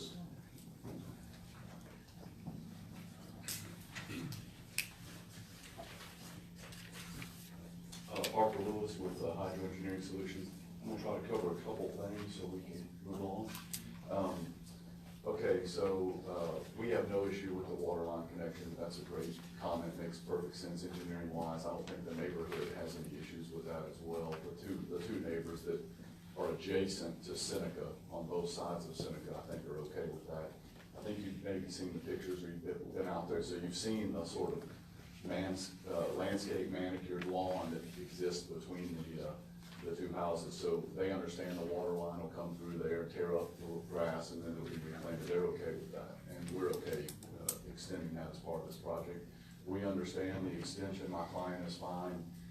It is a sort of a standard in development for us to build to our property line, so we're fine to construct the new road Champions all the way to our property line. We understand the connection to Bonnie Glen. You asked several questions have been asked about the Bonnie Glen right-of-way. There is right-of-way in Bonnie Glen. It's a substandard right-of-way. It's 20 feet in some places and some other stuff. It kind of meanders. It doesn't really follow road standards. So this new street, which is Road A, the name of that will have to be coordinated with the staff from a 911 standpoint. Since it's on what would be the north side of the creek, we'll have to come up with a road that makes sense for the fire department. But there's a creek there too. There's a creek right there, a major creek right here. If you're familiar with the interstate, and when you come across the interstate on Penn Creek, it's the same creek except further downstream, so it's a larger creek. This is Mooresville that goes under Mooresville Drive. So we will be building the road to a point that makes sense and stop it, and that'll be coordinated with engineering staff for a future bridge connection if that's ever desired. So that's what this little cul-de-sac here, that little bulb of right-of-way will probably go away. It'll be a straight shot right-of-way, but we'll probably still have a temporary cul-de-sac because it may be 15 years before a bridge is built there. That depends on what happens on the south side of Bonnie Glen. Right now, the south side of the creek on Bonnie Glen, right now, that is very sort of large lot, 4 5 acre lots, really pretty rural. It's a gravel road, so it may be a while before that's done. The question came up at packet meeting. Just so you see, this plat, we took away 12 single-family lots and put in a townhouse product. Those are sort of still to be designed. They will likely be rear driveways behind them and not driveways on the street. Try to get further away from the interstate if we can. This creek right here is a much smaller stream. That is sort of the natural divide between what is residential on the west and then on the east will be a continuation of that commercial office park. Right now, just the art center is there, but there's plans for multiple small offices. So that, as Jay mentioned, that large remnant piece is really just what's left over from that creek. I don't know if we have a larger map from that creek, really all the way out. That's right here, about right here. Morris, you got your hand? Oh, I'm sorry. It's about right here, all the way, that's that remnant parcel that goes all the way to Thin Creek. And that'll just be some commercial office space. So I think that was most of the questions. I'll sit and answer any more So questions. the townhouse is basically a transition between the office space to the. That's single exactly family. right. It'll be a transition from the offices to single-family detached.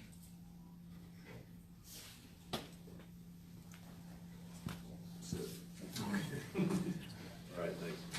Okay, well, this requires a public hearing, so I'll open the public hearing. Anybody that would like to come speak on this, please come forward, state your name and address. When you're done, if you haven't already signed in, please sign in. My name's David Erickson. It's my third time talking to you, so I appreciate the opportunity. I live at 2302 Riverwood Drive. The neighbors were able to compile a good bit of information and send that to you ahead of time, so I'm hopeful that each of you had a chance to read through that. I'll skip through a lot of that. The key points from that information is really our concern about the increased traffic, that this connection, or proposed connection, would cause on pedestrian and vehicle safety. So that's kind of our number one thing. Neighborhood security is also a concern. In addition to that, the neighbors put together some information about our due diligence that was done as property owners and how this is quite different from what we understood as a possibility in the future. We have concerns about the city's application of street classifications. Either way, that the streets would be classified with its connection, and then we provided some very specific questions for you guys to consider that are being discussed tonight. This kind of a summary slide that says, as we've been talking about this issue, we've had a lot of different opportunities, a lot of different entities or parties that have weighed in on it, and this just kind of summarizes. On the right there, obviously the residents, the city council, the mayor, and the developer have all expressed the fact that they don't require or want the connection. The city staff obviously has been pretty adamant about that, except for the last few communications. So we do appreciate the consideration. With that option that is now before you, we kind of feel like all the parties are together now. So we wanted to shift gears. There's going to be a lot of comments tonight, but to talk about that connection alternative. Jay just went through those. One of the options there was paving a complete road all the way to Riverwood and putting up a temporary barricade. We feel like the neighborhood is never going to change its position. They're never going to desire permanent connectivity. So paving that road seems to be, to us, a waste of taxpayer dollars. And really it's just going to cause frustration for non-resident drivers. They're using Google Maps to get from one place to the other, and they're going to hit that barricade and have to turn around. So a proposal that I think is kind of a portion of what the city has mentioned is a way to resolve the emergency response issue and also provide an amenity to the residents of both neighborhoods. A green space option, but one in which emergency vehicles can access and traverse is what we think is a very good option. As examples of that, it would include a removable type bollard gate. The city could preserve its right of way with this green space, and they could do so without paving anything or actually even having to step out. They could preserve the right of way with a green space that is pedestrian friendly. And we think that benefits everybody. It provides the second access an exit point in case of catastrophic failure of the bridge. I know that's a concern for the city and has been for the 15 years that the neighborhood's existed. It provides that second route into the neighborhood if there was an emergency and the primary route was blocked. It promotes, that connection for walkability, which I know is important. And most importantly for the neighbors in Riverwood and Moore's Mills, it doesn't have that permanent vehicle connection. So again, this is unpaved Seneca Drive. It's a well-manicured lot. It's been that way since the neighborhood was built. It actually has irrigation, it's fertilized, and it's maintained, as well as any of the lawns in the neighborhood. So that's what we're starting with. That's unpaved Seneca. There's an option that visually shows what placing removable bollards as you go into the woods would look like, or some sort of swing gate with a natural gravel path. You already have examples of that are enjoyed throughout town. Town Creek Park has one, and the path on Shell Tumor. Both of those provide emergency vehicle access to Moore's Mill neighborhood and an egress point as well. So I think those are both really reasonable options for you to consider tonight. Taking it one step further, how much time do I have? Keep going. Okay. Taking it one step further, and this is maybe a little premature, but just something for you to think about. The city could have a huge win and provide a great amenity for hundreds of residents if you took that pedestrian concept and took it one step further. And of course, it would be a partnership with the developer that I don't know if they're interested in, but multiple neighborhoods connected to a walk path that's almost a mile long. You could connect Moore's Mill, you could connect this new development. Eventually, something's going to build there to the south of the creek. It could connect into White Oaks if they desire, and it also would connect into the office park. So the medical park, office park could also connect to it. So I mean, that could be a huge win for the city. And you could, with your decision tonight, kind of leapfrog that idea. So again, I appreciate your time and consideration. Thank you, Mr. Harris.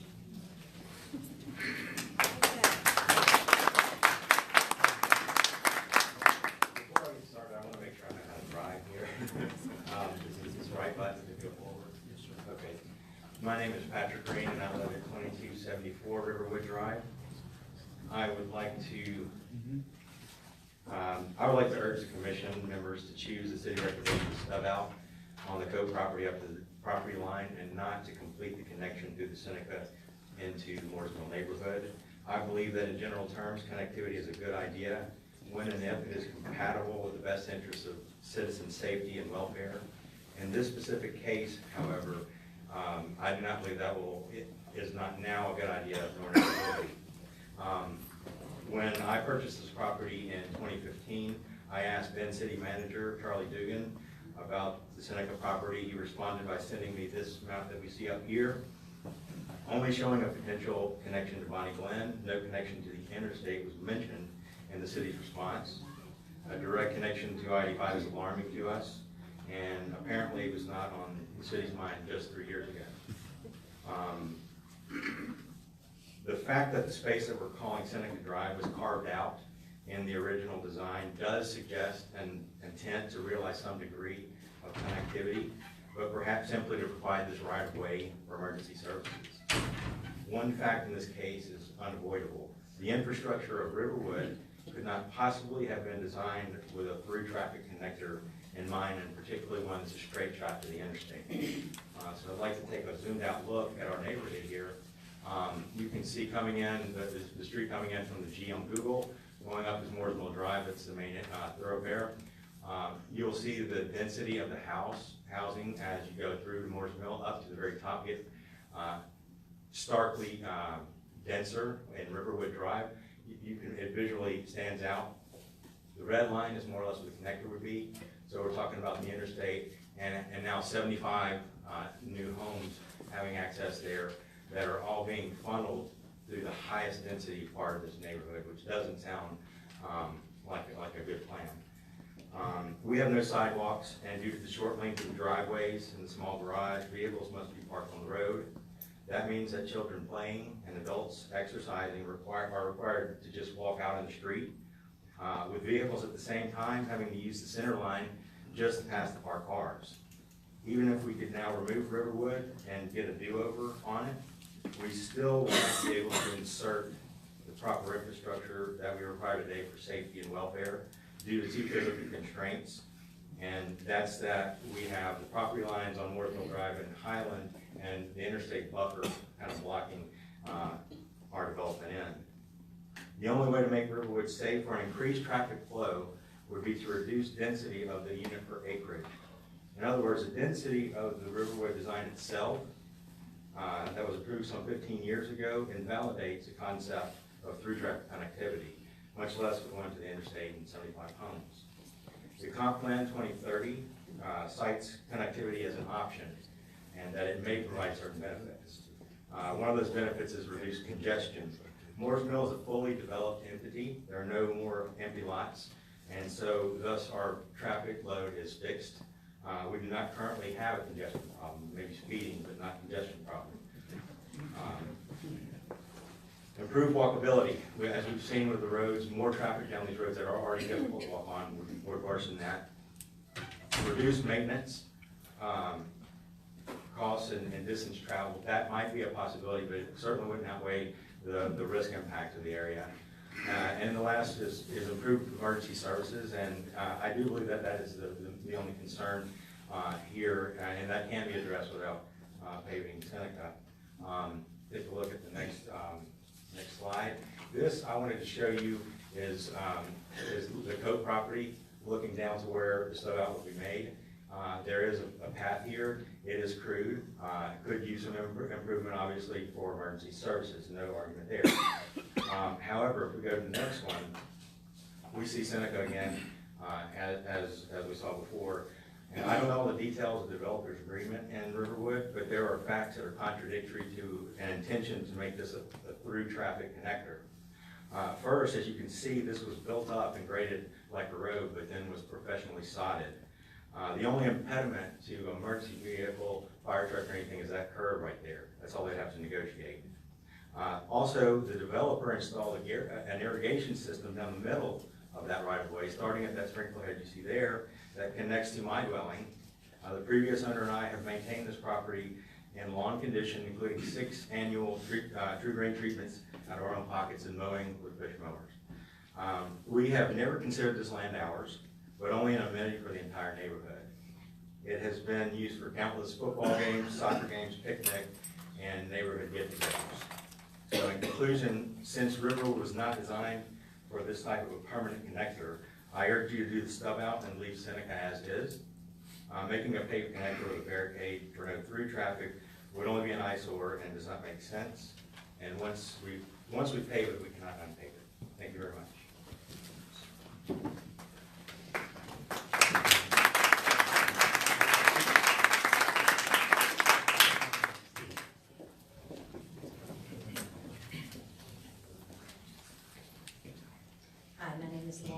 I live at 2302 Riverwood.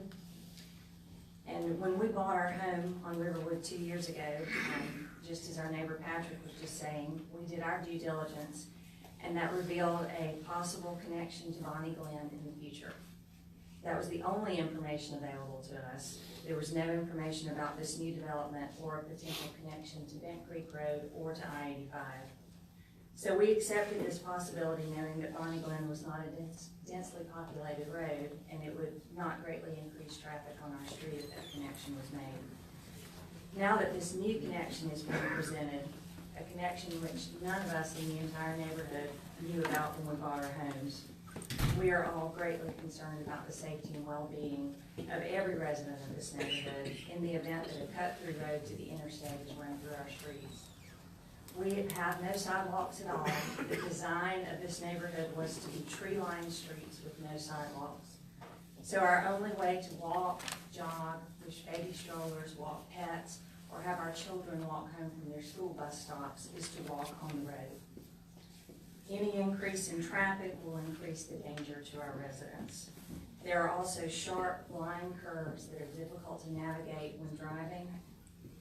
So while this connection may seem appropriate while looking at a 2D map on a computer screen, for those of us who drive, walk, and live in this neighborhood, it presents increased risk to safety. According to the city's current recommendation, not connecting the proposed new development limits commuter choice and promotes congestion counter to the transportation planning goal T1, which provides for increased street connectivity to reduce distance traveled and congestion, reduce maintenance costs, improve walkability, and response. We've all talked about that from the Comp Plan 2030. City representatives also mentioned the issue of commuter choice in the previous meeting, that diverting traffic from Hamilton and Moores Mill roads through our neighborhood would reduce congestion on those larger collector roads.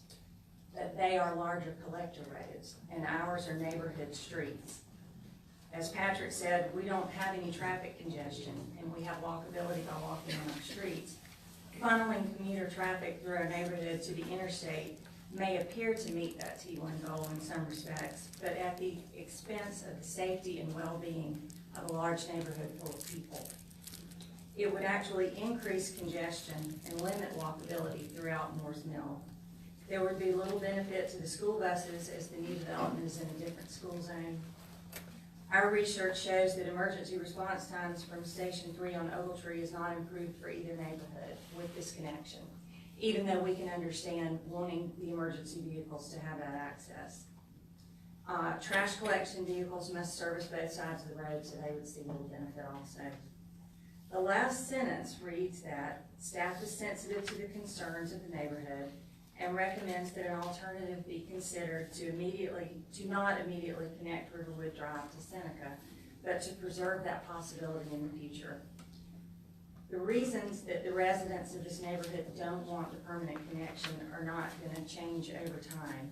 The safety and well-being of our families, our children, our neighbors will still be paramount to us in the future. It is unlikely that property owners will ever want an easy cut through for commuters to rush through our neighborhood and down Riverwood's narrow and curvy street.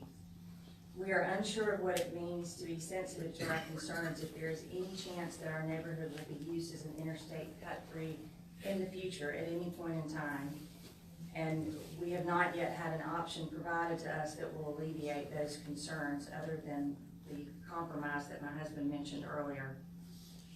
As City Councilman Dawson pointed out in the November council meeting, speaking on his many years of experience as police chief, this connection is potentially dangerous because of the increase in traffic, as well as the potential for the increase in crime with the easy access to I-85.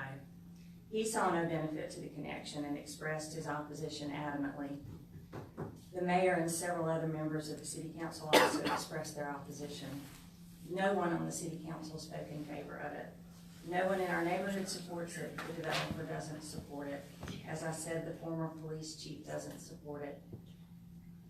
So it has been said that we should remove emotion from this issue and focus on the greater good of the many rather than the pain of the few.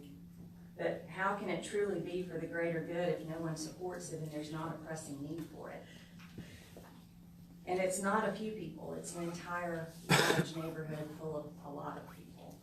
So surely wanting to keep all of our residents safe from cut-through commuters goes beyond emotion. They are real and valid concerns that are shared by all of us as property owners in the city. Thank you.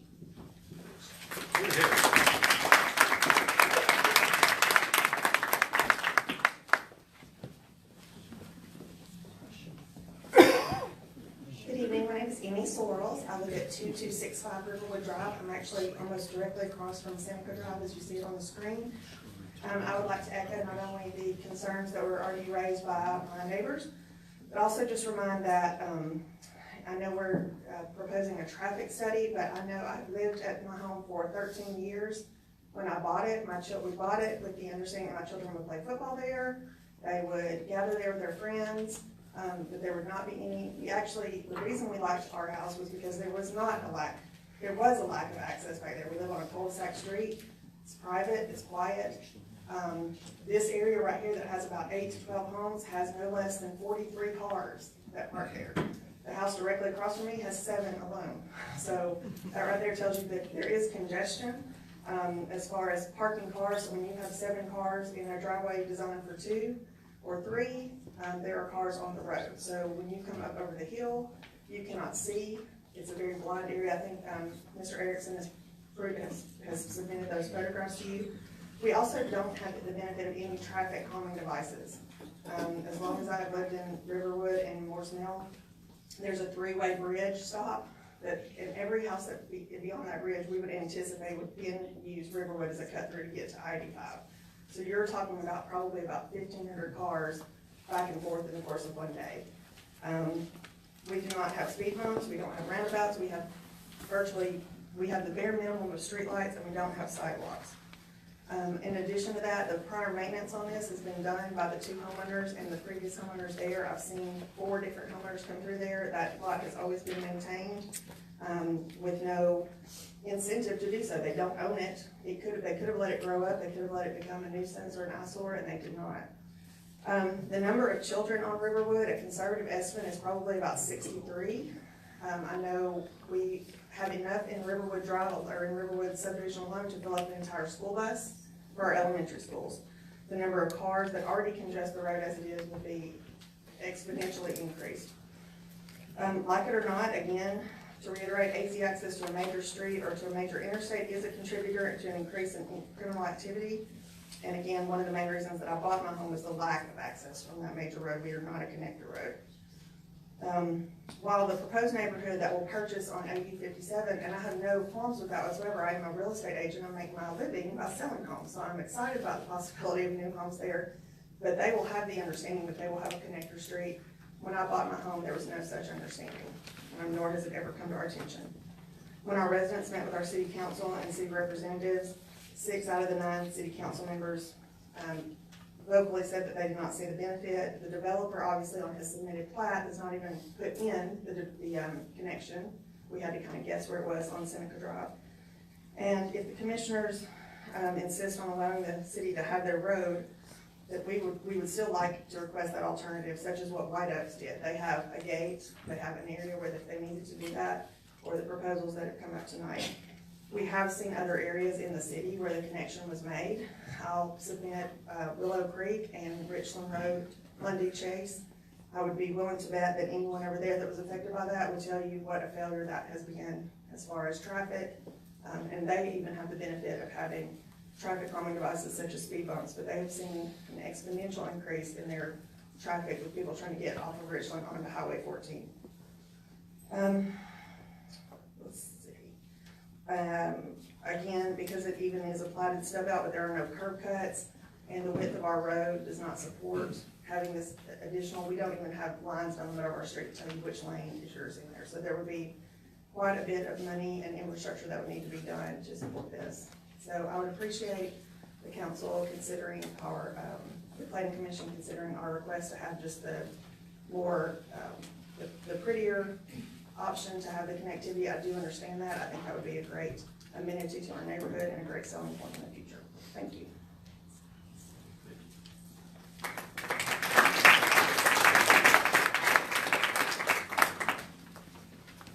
Somebody else like to speak on this item? They can bring some different perspectives. My name is Marvin Price. I am the president of the Mooresville Homeowners Association. Riverwood is just one of our neighborhoods. I'm here to tell you that the entire subdivision, speaking on their behalf, is against connectivity. I understand that connectivity is the byword here in Auburn. I would point out to you that there are jurisdictions elsewhere in this country that absolutely prohibit connectivity. Why? I don't know. Why do you need connectivity necessarily?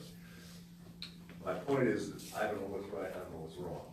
But I know that a slavish devotion to a philosophy is wrong, because this is a case in point. Connectivity, permanent connectivity between Riverwood and the adjoining subdivision is nothing more than a rationale for creating an alternative commuter route between Ben Creek and points beyond, and Mooresville Road and points beyond. and using streets which were never designed nor are capable of becoming that kind of a thoroughfare. The only argument I can see that makes any sense is the emergency vehicle argument. Thank you. Thank you, Mr. Parsons.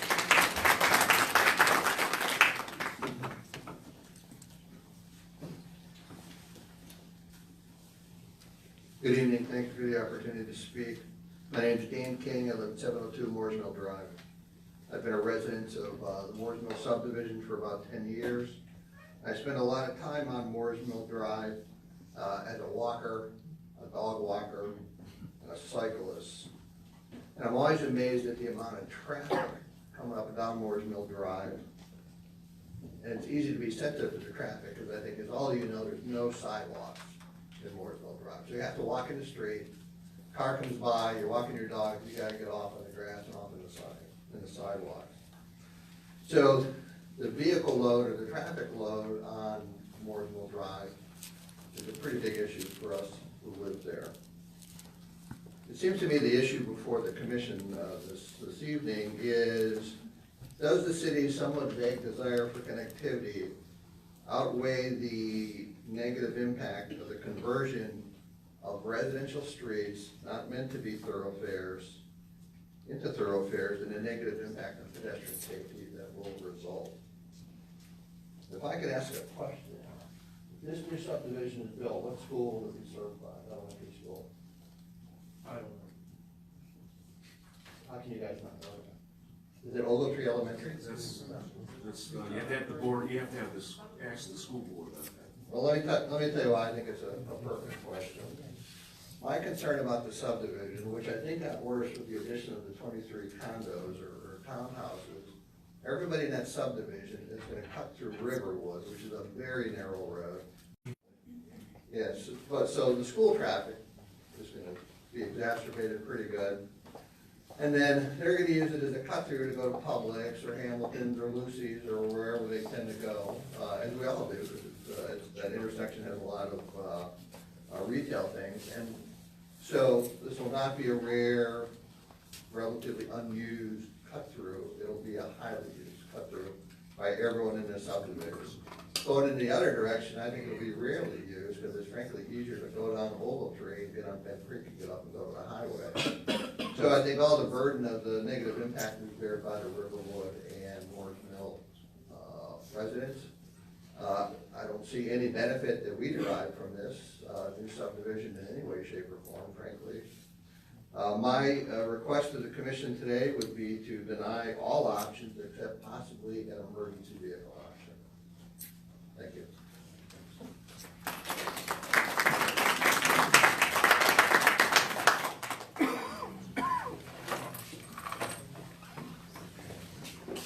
Good evening, my name is Brooke Daniel and I live at 730 Moores Mill Drive. We moved to Auburn just over a year ago and chose to live in the Moores Mill subdivision because of its southern small town charm. We see it as an older established neighborhood that has continued to thrive in the midst of newer and more modernized subdivisions going up in Auburn. Part of Auburn City's vision statement is the following: this community desires for all citizens safe and attractive neighborhoods with adequate housing. I believe that connecting Moores Mill subdivision to the new proposed housing development opposes the vision statement that values safe and attractive neighborhoods.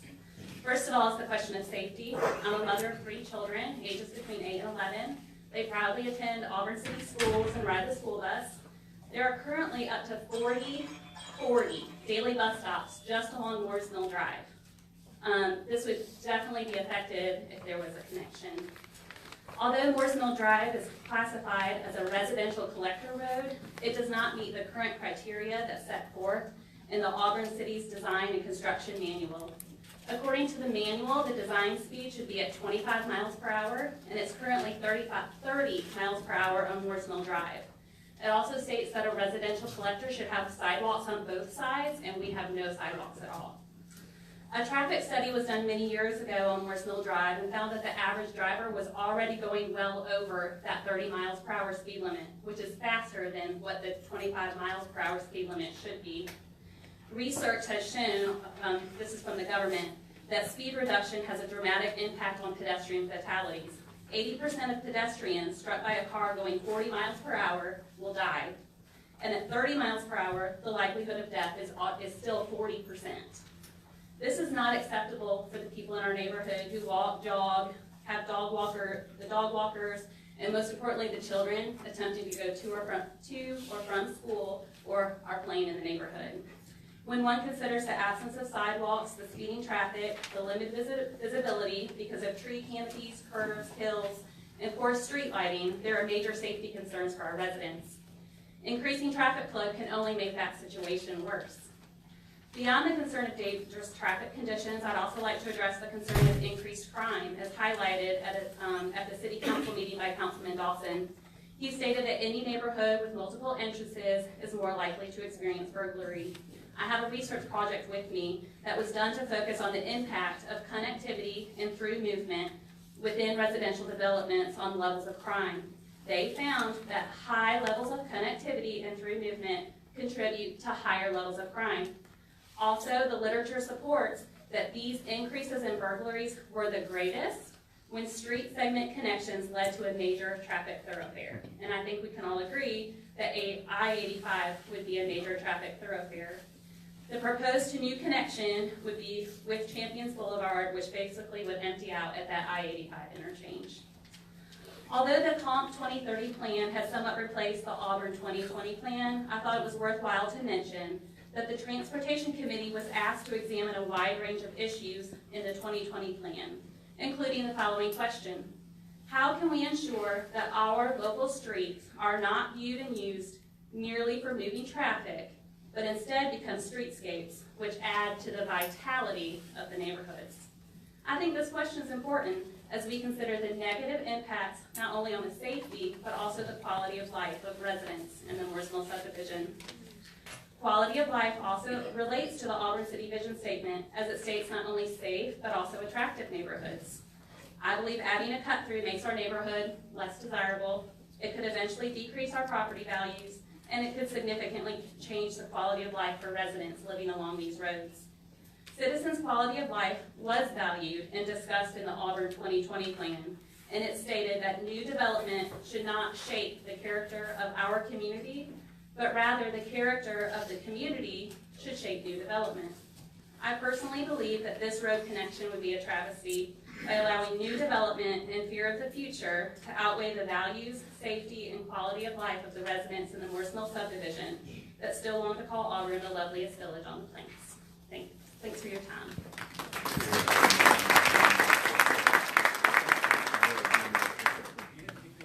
New to add, because I have we're two hearing a lot of the statistics that same. have not yet been stated. May I Okay. please state these statistics? Absolutely.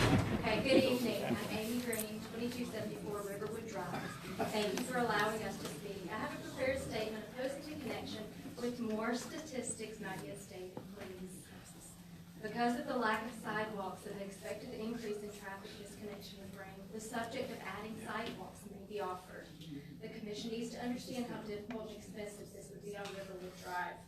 The average length from street to house is 31 feet, and the sidewalk build out should be 6 feet.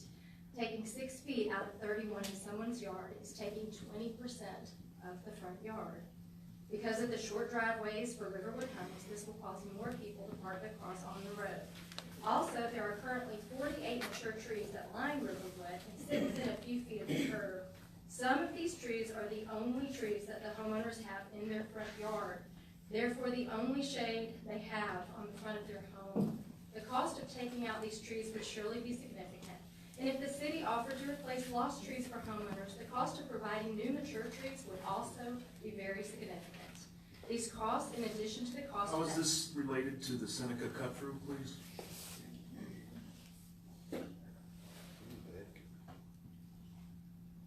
Okay, here's a view of the Seneca cut-through. May I please finish speaking? I think I'm probably the last one, and this is using my time. I just had a question. How does that relate to the Seneca cut through? Better speak. Go ahead. The Seneca cut through would increase traffic, Yeah, I which understand.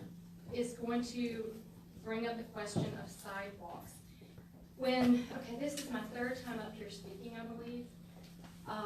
When in former meetings that this does pertain to, the opposition to this went towards sidewalks because of our concerns about safety. Does that answer your question? I'm trying to Continue. squeeze all this Continue. in quickly, okay? All right, where was I?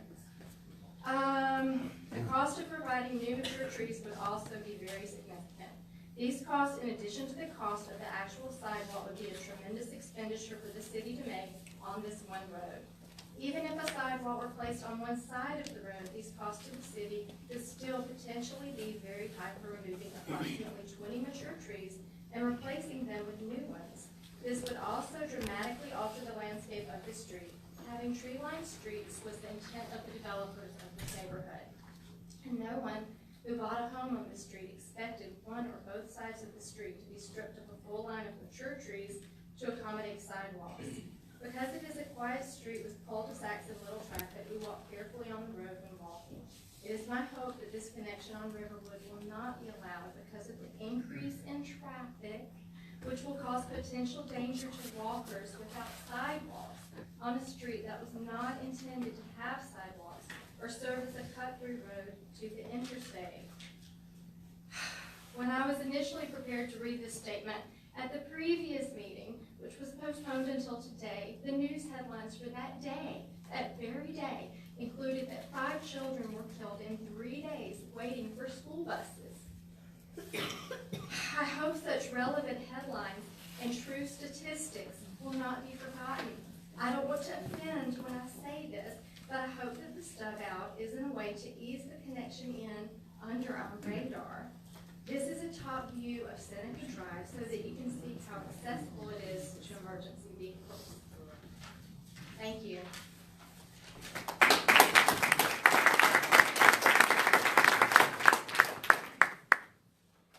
I really will make it quick. My name is Julie Kaminsky. My family lives at 694 Moores Mill Drive.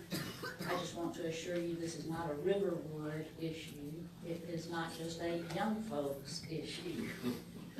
With those 2 points made, I want to look further down the road.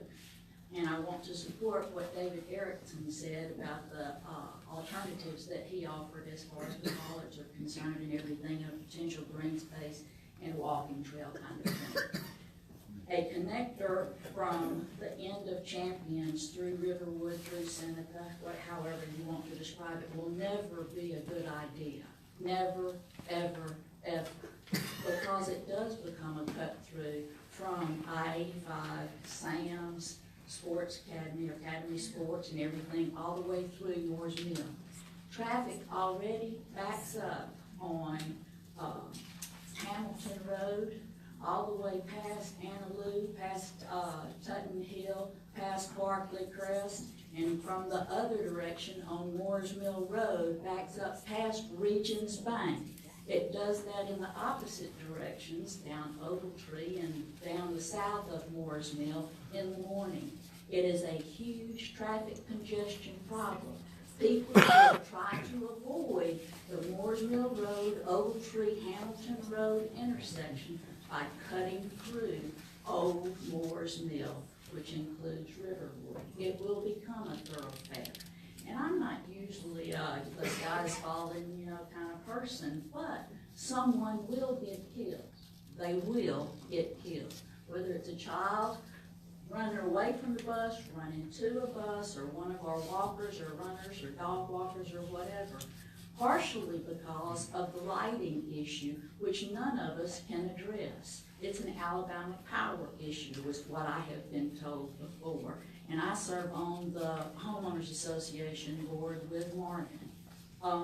We've looked at that issue because it's a problem already. We have the older lighting in our neighborhood. The lamp posts are lower to the ground, you don't get the illumination far out, it's the old style bulbs, it's not well lit.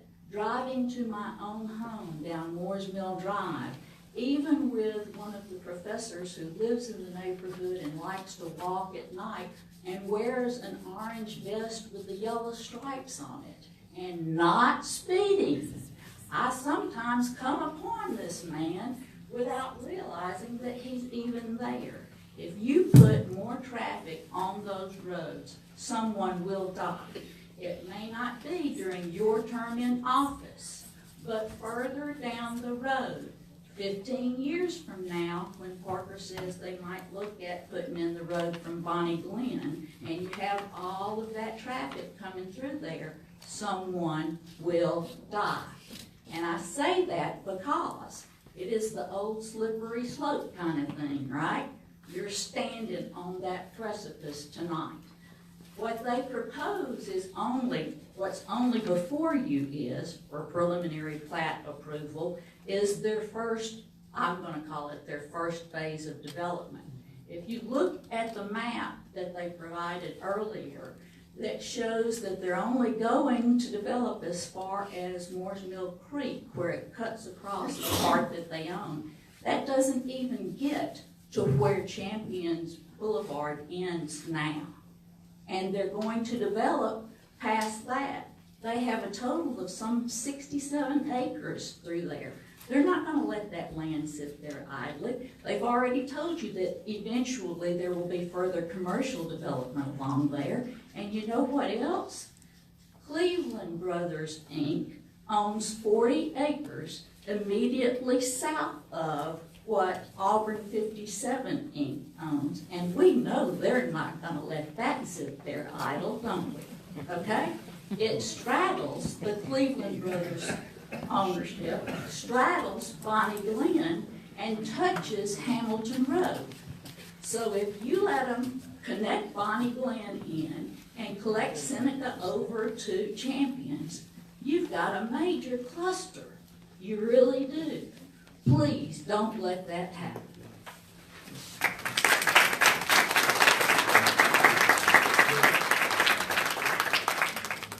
Anybody else? All right, seeing no one, I'm gonna close the public hearing.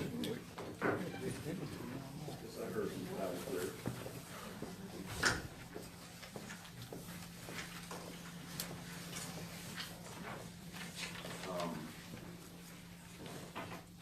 We made a comment about slavish dedication to prescriptive rules. I don't agree that we are trying to do that. I think plans are in place to be guides.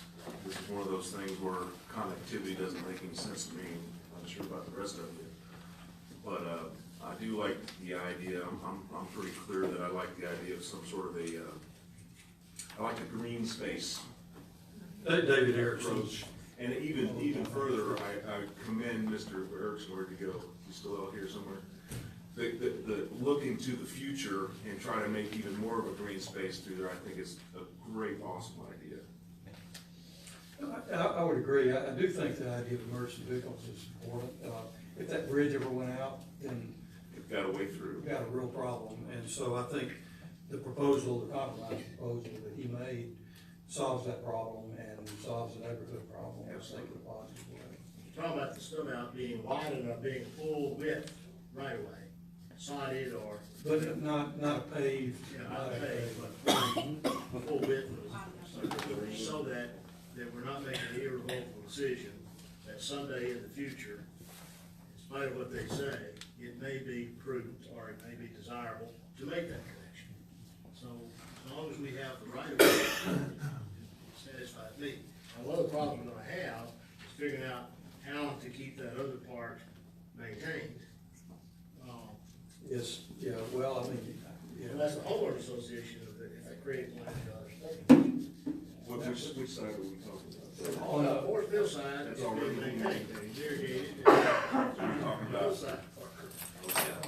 I Would owners be willing to maintain it? If you're willing to consider not building a road all the way to the property line. Save you money. We'll absolutely cut grass, I guarantee you that. Yeah, we have absolutely no worry about cutting grass. That'd be part of the HOA, Grading and part doing all of the those HOA things. fee. Absolutely, yeah, I'm sure. And then the right of way will be there, the right of way will be there. Some, the reality of this is some portion, if you look at this cul-de-sac, and of course, if you can follow me on the hand so they can see, when that cul-de-sac, see, we've got a lot over here. We're gonna have that right of way going there, so realistically, that road may be built over to here anyway. There may be a shorter stretch of grass than all the way to our cul-de-sac, but yeah, we'll build as little road as you'll let us build, absolutely. And mow grass. And cut grass, no doubt. I think this compromise might work, but I do want to say for the record that, the comp plans do talk about connectivity and elimination of enclaves. And I think that just for the record and going forward, we do need to dismiss this fiction that, we look at a plan and then we'll do connectivity if it makes sense. It should cut the other way. The connectivity is the standard. But if there's some great reason why we don't have connectivity and elimination of enclaves, then we can take that into consideration. Here, I think, it's possible that this compromise might work when we're talking about the green space. I do have a question as far as, because I heard no one from staff say, can emergency vehicles make it through if we did the green space compromise? Can emergency vehicles traverse As long that? as we have a full right of way. Well, one of the things we have to do is look at the weight of the fire truck weight. Mhm. So whatever's proposed, we have to make sure the fire chief is comfortable with that. There are some, what we call grass paved options. It's a reinforced grassy surface. So it may be that the existing center has to be reconstructed, if you will, so that it's capable of handling an emergency vehicle on both sides. But it would be possible, it just maybe takes more engineering or whatnot. And as I'm thinking about that, we need to be clear who pays for that as part of this. It's a little more than mowing grass. So let's talk about that, because, depending on cost, if my clients, hopefully grass paved is gonna be cheaper than full city street. Hopefully all things work and we're good, right? So, my client clearly does not like the option of building the whole street all the way to Riverwood and then putting a fence in front of it, because then my client's office development sees no benefit from the Riverwood traffic. And I understand completely what Riverwood is saying in terms of our folks coming through there, but if that connection's made, you're going to Sam's through this development, not all the way to Hamilton Road. You may think that, I get it, but let's call it what it is. So if we're all in agreement that we'll do the grass option, then we'll work with staff and hopefully my client does not have such a large financial burden with that he has to revisit things with the city. But we agree, and it should be absolutely cheaper than the cost per foot of a city street. So we're okay with that, and we will work with staff on that option. And what Allison talked about is exactly right. It's gonna need to be a fire lane. It's gonna need to be 20 feet wide, that grass surface, and what'll end up looking like is what it looks like now. We'll just have to break some eggs to get that on with. Okay, what about the other, down Bonnie Glen? Bonnie Glen would be a city street to a point. Well, what we're gonna have to do with Bonnie Glen, when you have a bridge, that bridge is the low point. So we'll have a vertical bridge. And so at some point, it'll make sense to stop the road and then build the rest of that if and when a bridge is chosen. The city's got some, and there, the lady that spoke previously mentioned the Cleveland Brothers property over there. There's been, I think, a little lawsuit situation there. So there is land over there, and it may very well develop it at one point. And I think that's why it's important to the city to maintain the Bonnie Glen possibility. But it may be a really, really, really long time before anybody spends the money to build a bridge to get over to Bonnie Glen. So what's gonna happen is the Champions Boulevard neighborhood is gonna be before this commission 20 years from now, That's not right. wanting the Bonnie Glenn That's connection. right. No one ever told me money. That's right, that's right. We'll be back here to talk about that. I won't be around. Any further discussion or motion? Yeah, I'd like to Parker, the higher density townhouses, have been designed that they're right on the center line of the major runway at the airport within the safety zone. Right. We're giving away the pavement and expense, would you consider noise abatement in those residential structures that are just in the safety area? Yeah, I would imagine, we've talked a good bit, my client's as concerned about the interstate noise as he is the runway noise.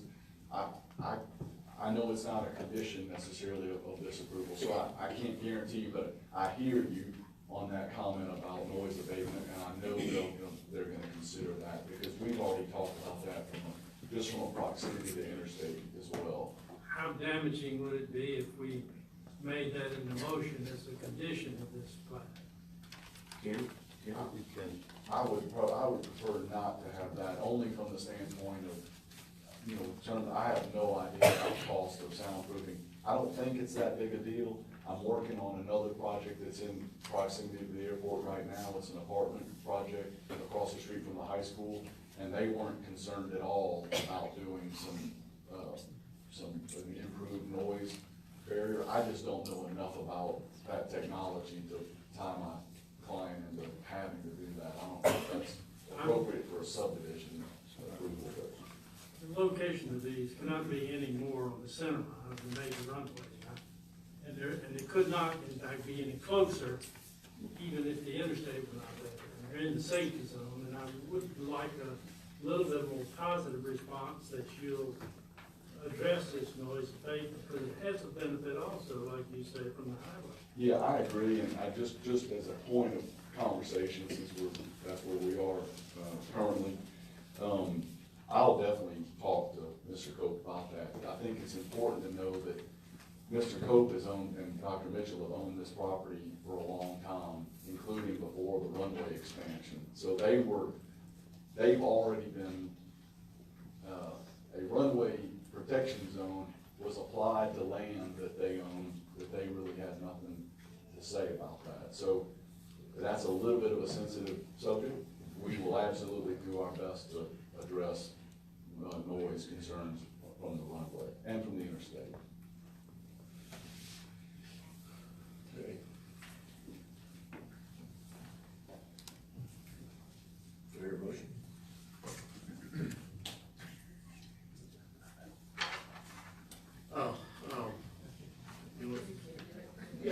You can't do it.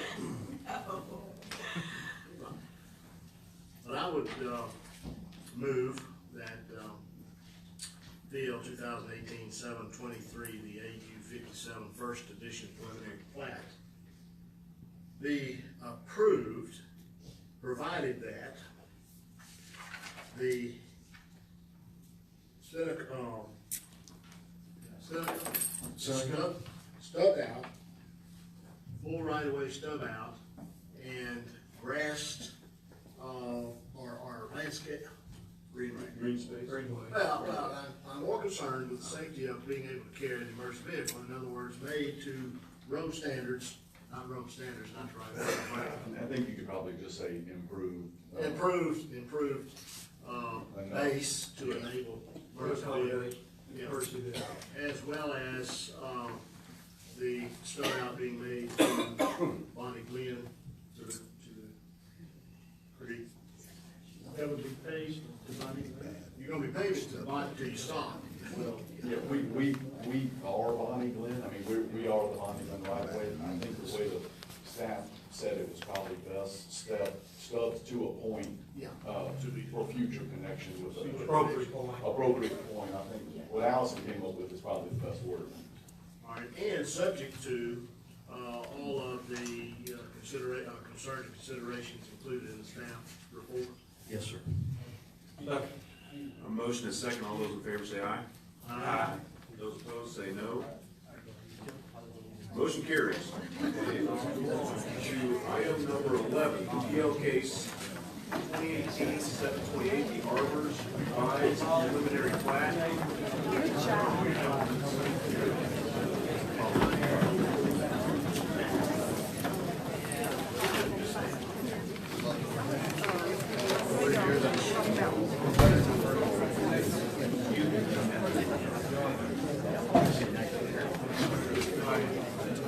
Talk about it.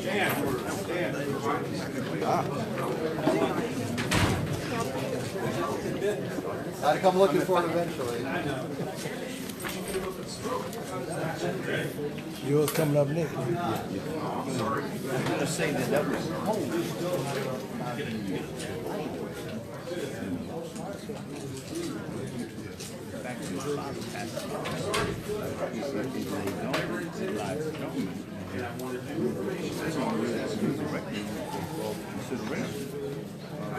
I disagree. And that's where the actually. What they trying to. Okay. No compensation was given. So, please, if you're done with the hearing, can you please leave the area so that we can carry I'm on? gonna say that. Agenda item number 11, 2018-728, the Arbor revised preliminary plat. Due to a potential perception of conflict of interest in this case, I'm going to recuse myself from this hearing and turn it over to the Commission Secretary, Mr. Bledsoe.